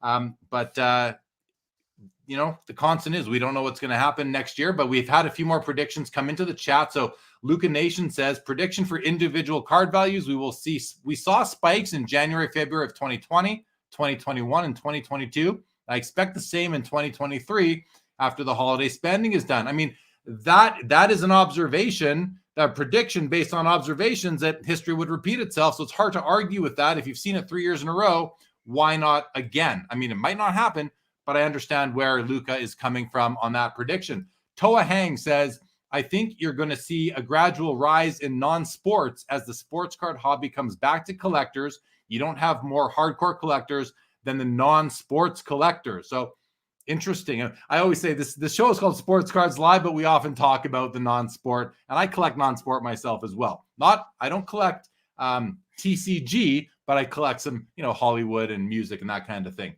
Adam Hickson says, I predict prices will go down further, rewarding those who stuck around in the hobby, being able to obtain some cards we couldn't get our hands on in the last few years. Really good point. We're already experiencing that. I'm in a group chat with a bunch of Jordan collectors, and they're like, it's like they're having their lunch, dessert, and everything all at the same time right now. They're getting these cards. It's like, let's see how great of a deal you got. Who got the best deal today out there is kind of it's a sport now, right now. So we're already there for the most part. But we don't know what's coming. It could go down even more. Who knows? Okay, guys, we're coming up on an hour and 50 minutes. It's almost midnight where you are on the East Coast. So we did have a couple more bullet points that we're going to address. I think we're going to skip them, and we're going to go to a couple of final questions that have come in through the chat over the episode so far that I've starred, and I'm going to go back to a couple of them. If that's what, do you guys have a little bit of steam left? 10 more minutes? All right. All right. Good stuff. Piece of the game. Welcome to the show. Does say shops and dealers have to adjust to current pricing. We are quick to adjust.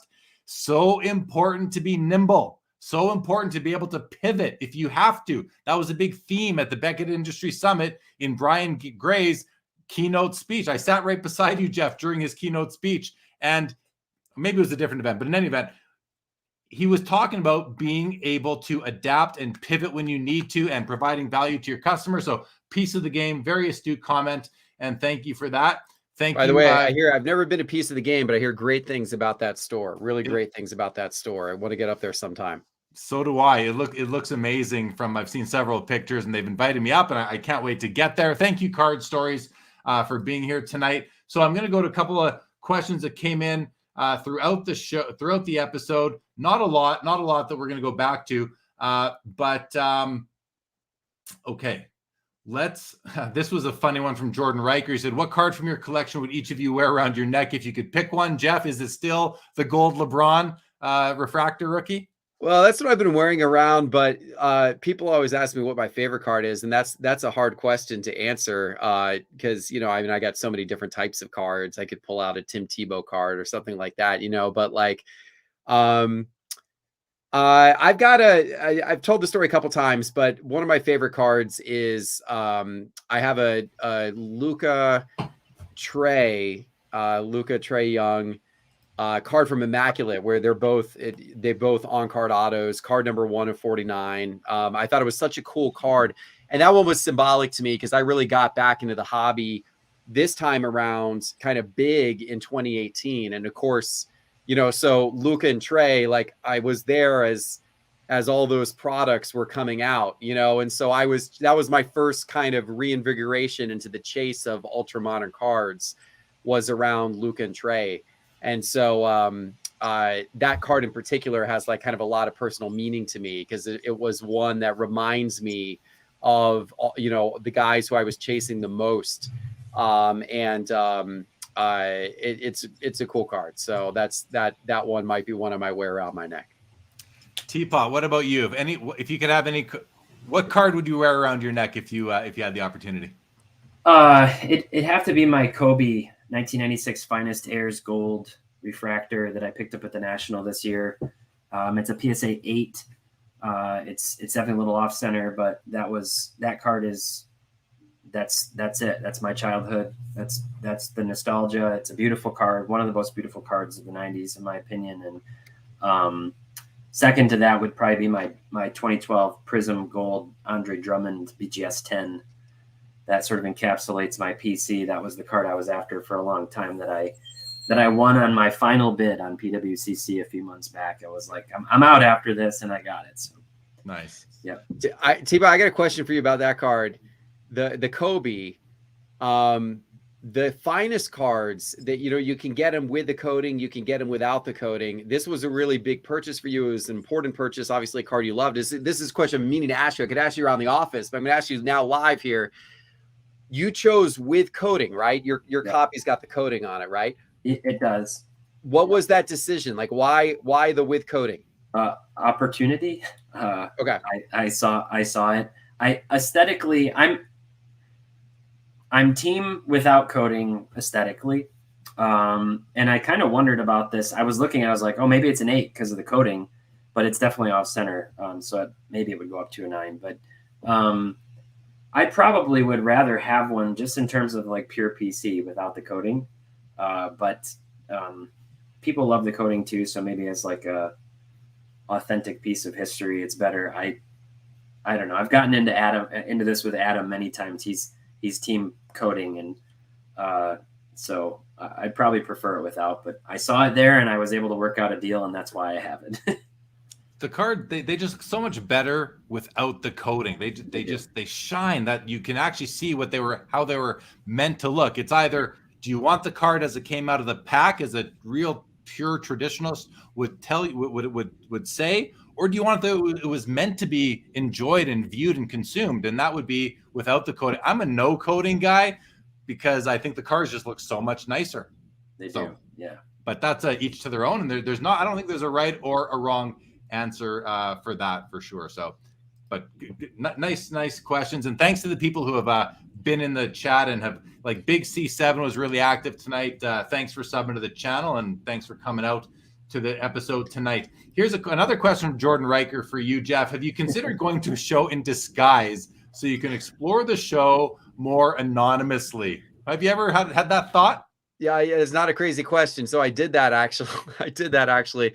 The National, not this year, but the last year at the National, it was we were doing a bunch of content the whole time. I was getting stopped a lot, and tons of wonderful people there, and talking to them and getting photos and everything. And I had the final day, the Sunday, we were wrapped on all the content. The whole team flew out. We weren't filming on the Sunday, and I had a few hours before I had to leave and go get on my flight.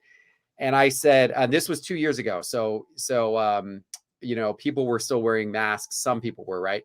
So I said, okay, I really want to go. I really want to enjoy the show. I want to explore the show floor, but I know if I walk back over there by myself, I'm going to get stopped a whole bunch of times and it's photos, and it's going to be difficult for me to work the whole show floor. So I put on a mask and I put on a pair of glasses, a pair of sunglasses, and I wore like a hoodie, and I went. I still got stopped, I think 7 times by people who still figured out it was me when I was like talking to somebody or something. But at least I was able to navigate and actually have a more of a normal experience at a show.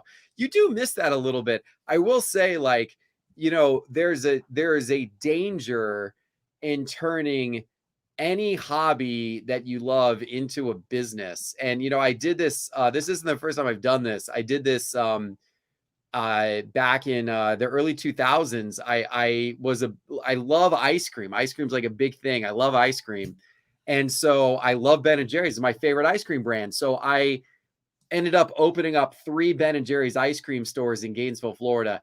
And there's once you become the operator, once you're actually working in the ice cream business, it totally changes the perspective. You know, it can steal a little out of the fun away, unfortunately, because it becomes a business, right? So I mean, that's the one thing with like being in the hobby, and like people have this dream, everybody has this dream, like I want to work in the area that I love. And whether for a lot of people that's sports cards, right? I want a job in sports cards. I want to work in sports cards because sports cards are what I love.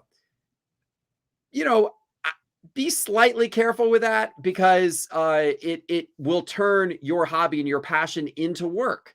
And it's work. It's work for all of us. And Doug and T-Pott and I, we all love cards, but there's also the work aspect to it, you know, as well. And I'm sure you experienced that some, Jeremy, as well. Like, I'm sure, you know, you're working in it full time now, right? So, and I'm not saying don't do it. Obviously, I love it. I'm super happy that I did it. I'm thrilled that I did it, and, you know, look forward to continuing to do it. But there is that aspect that it's not, you know, I can't go to a show and just freely get lost in the cards and enjoy the moment of being at a show the way that I was able to in 2018 and, you know, early 2019. Yeah, I hear you, and it's funny that you gave it a try and you were still identified at least 7 times. So, but I do understand, you know, the desire to go back to when, you know, you didn't have a prominent YouTube channel with over 200,000 subscribers and were a very recognizable figure in the hobby. So, okay, we're gonna go to a couple comments, and then we're gonna wrap this up.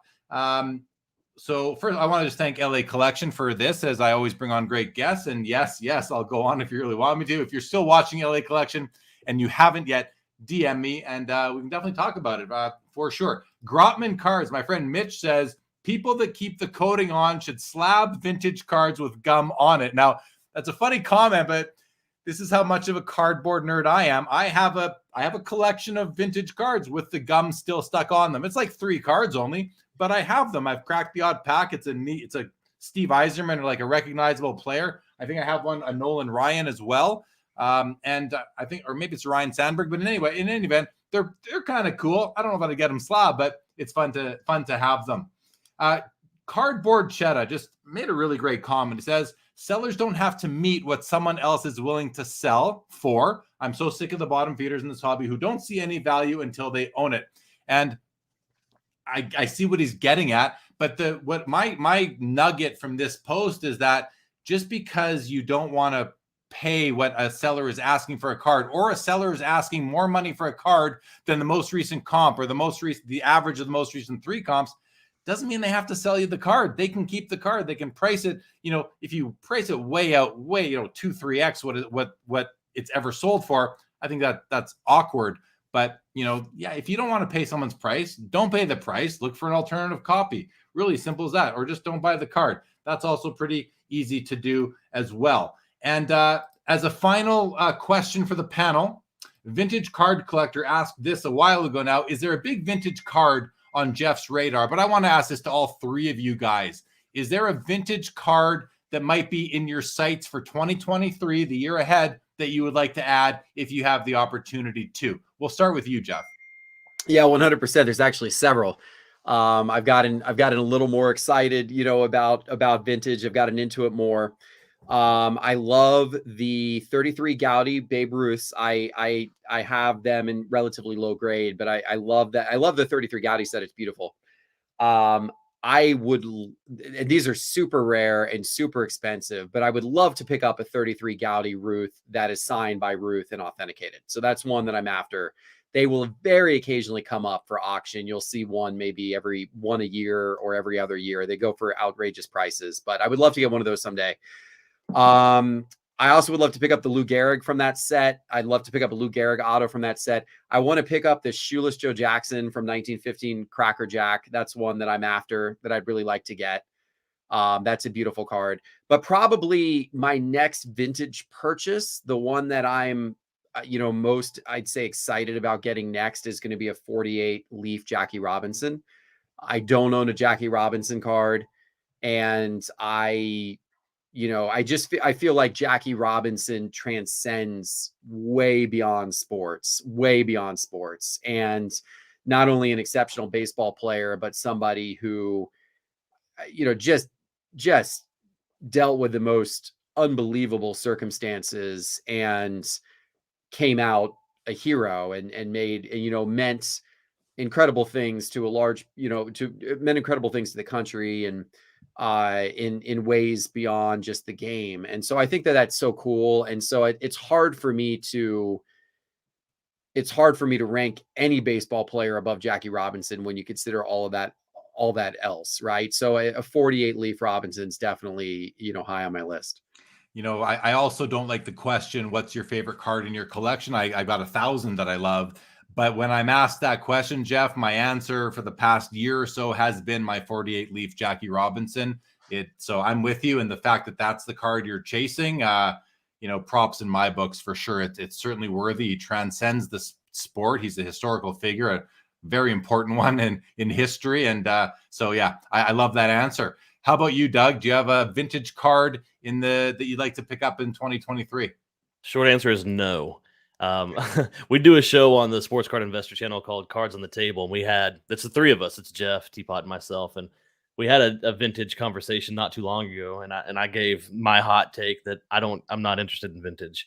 I feel pressure to be interested in vintage because that's what everybody is kind of starting to move to in the past year as it's more stable. To a lot of people, it's more interesting, but it just doesn't scratch any itches for me. I didn't watch any of these players, right? I don't have any connection to any of them. Most of the teams I don't have any sort of connection to. So I'm much more of a modern and ultra modern collector personally.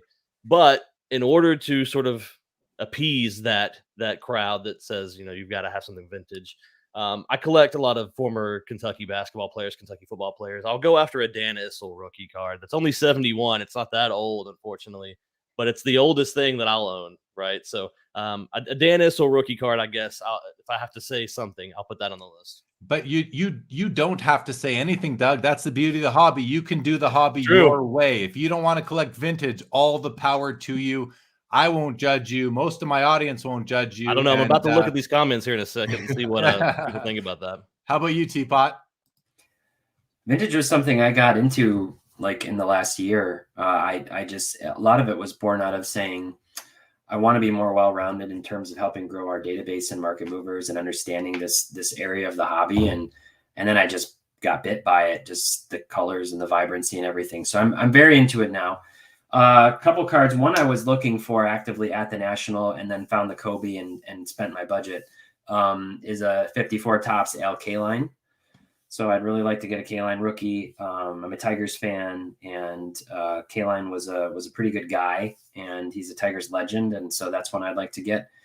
I'd like to get a 1948 Robinson too, but a Sugar Ray Robinson. Relief. Victory Investments did a little video on him, and it was real compelling, and so I was influenced by a Instagram influencer. And a couple other, I really like the 1938 Gaudy set, the kind of playful ones with the caricatures of the guys. I wouldn't mind even just picking up like a lesser player from that set just to have. I think they're really cool. So that's one thing for me with vintage that I've had a lot of fun with is a lot of the key players are kind of out of my budget. but the sets are really cool and visually compelling. And so I've enjoyed doing a little bit of historical research into some of these guys and learning about their story and what they did, where they were from, what they went through, and kind of going at it from that approach. So there's certain sets. The 1910 Mecca set is really cool. There's just some that really speak to me, and so that would be my list. When you said the 38 set, are you talking about the set with the Joe DiMaggio rookie in there, where there's two copies of the card with the graffiti and the one without? He's like got the back. He's like real cheesy looking. I have the Joe DiMaggio in my collection. It's one of my favorite cards. I love that. That set is just awesome. And the Joe DiMaggio to me is a key vintage Hall of Fame baseball rookie. I don't even know if it's his most popular card. I think he's got his second year play ball, I think, is even more popular, but I absolutely love that card. So very cool. The heads up set, says Luca Nation. Exactly. It is such a great set.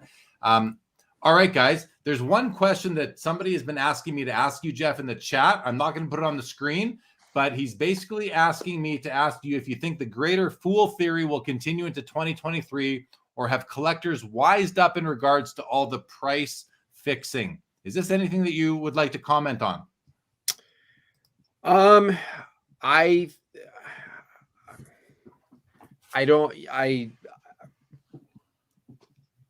think there's less greater fool going on today, because I just don't think there's as many people flipping, right? I mean, I think I think you had a pattern certainly in 2020 and 2021, when you were having these incredible spikes in prices of cards, where you had flippers flipping to flippers. I mean, that's all that was happening. No one was selling to a collector. It was flippers flipping to flippers, flipping to flippers, flipping to flippers, flipping to flippers. And then all of a sudden it reached this crescendo when like the flipper who paid the most for it turned around and looked for the next flipper to sell it to. And all of a sudden no one was there with a bag of cash. And so then he panicked and sold it down to a flipper down below, who then panicked and sold it down to another flipper, who then panicked and sold it down. Eventually it landed in the hands of a collector. But I think you had a lot of flippers, on that rise and on that price spike decline. I don't think you have nearly as much of that today. I think a lot of that is kind of, filtered out. I do think you probably have, I do think you have some people that are trying to protect the price of cards. So I do think that's happening. I do think you probably have some people who, maybe they have a certain card and they don't want to see it fall in value according to comps. And so then another card of that same one, comes up for sale and they're bidding on it, trying to keep the price elevated at a certain level. I think you're seeing where, you got two people that are kind of buying each other's cards to try to kind of keep prices up. I do think some of that still goes on. So you have to be careful about all that. But I also think that people can only kind of out manipulate the overall market for so long before eventually somebody's just going to get left holding the bag and get burned. It's not going to work. I mean, you can, and that's one of the things I said earlier in the show with like the 86 Jordan Fleers. And I'm not saying there's a big conspiracy of that happening, but I do think there are people that are just like, you know what, I'm going to buy that card up to $180,000 every time I see it. Cause I do think there's a little bit of price protection around that level there. I don't know that can hold up forever, because if the Jordan market overall dips another 20, 30, 40%, at what point do those people say, it's like trying to continue to pay 180 for this card. It's just, and then all of a sudden you see, now it kind of comes down.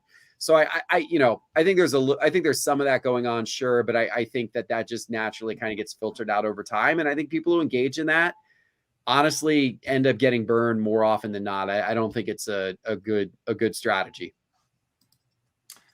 Agreed.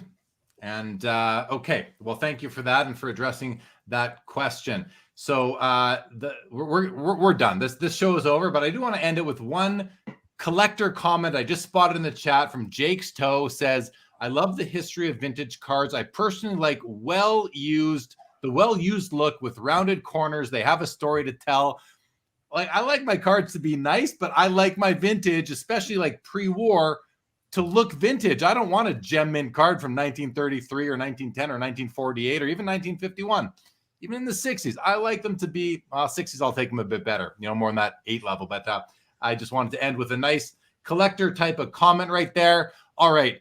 Thank you to everybody in the chat who joined tonight. Thank you for all the engagement, all the comments, the questions. You guys were awesome tonight. Want to also thank everybody who came new to the channel. I want to thank the Sports Card Investor team for bringing more eyes to my channel, to my content. I do appreciate that, guys. To Geoff, Doug, T-Pott, Kelly, your whole team. I do recognize that, and I appreciate that. To you three, it's been great having you all on tonight. I do appreciate it. LGC says, great hangout, Jay Lee and gang, T-Pott and Wakanda forever. Okay, great. We had a lot of thanks coming in. We're going to just end this now, unless, final comments, Geoff, from you, and then I guess we'll wrap this up. I'll just say, Jeremy, this has been a pleasure, man. And to everybody out there, please check out our virtual holiday sports card show on our YouTube channel Tuesday and Wednesday night. This Tuesday and Wednesday night, 8 p.m. Eastern time, both nights, 8 to 11 p.m. Eastern time. It's going to be a really good show. Over $20,000 worth of giveaways, thanks to Midwest Cards and eBay. It's a great show. So join Tuesday, Wednesday on the Sports Card Investor YouTube, and Jeremy's going to be part of it too. So we'll be able to continue the conversation there. It's going to be a lot of fun. I'm looking forward to that. Toa Hang says, let's see Jeremy on Cards on the Table. I will be on the virtual. Toa, appreciate the endorsement. T-Pott, final words from you? Just had a lot of fun. Thanks for having us. Thanks for listening to my diatribe, and always a good time chatting with everybody. Thanks again. Thank you, T-Pott. Doug, final from you, and then it's over. Thank you so much for giving me the opportunity to come on and hang out. Parting thoughts: long live hobby shops. Support your local hobby shop. Big city, small city, doesn't matter. Love them all. Well said. All right, guys. And with that, you three hang tight for one moment. Everybody else, thanks again for joining. I'll be back tomorrow night, 10 o'clock Eastern, with Ken Richardson and for the rest of the month. So thank you, everybody, again for joining. This episode is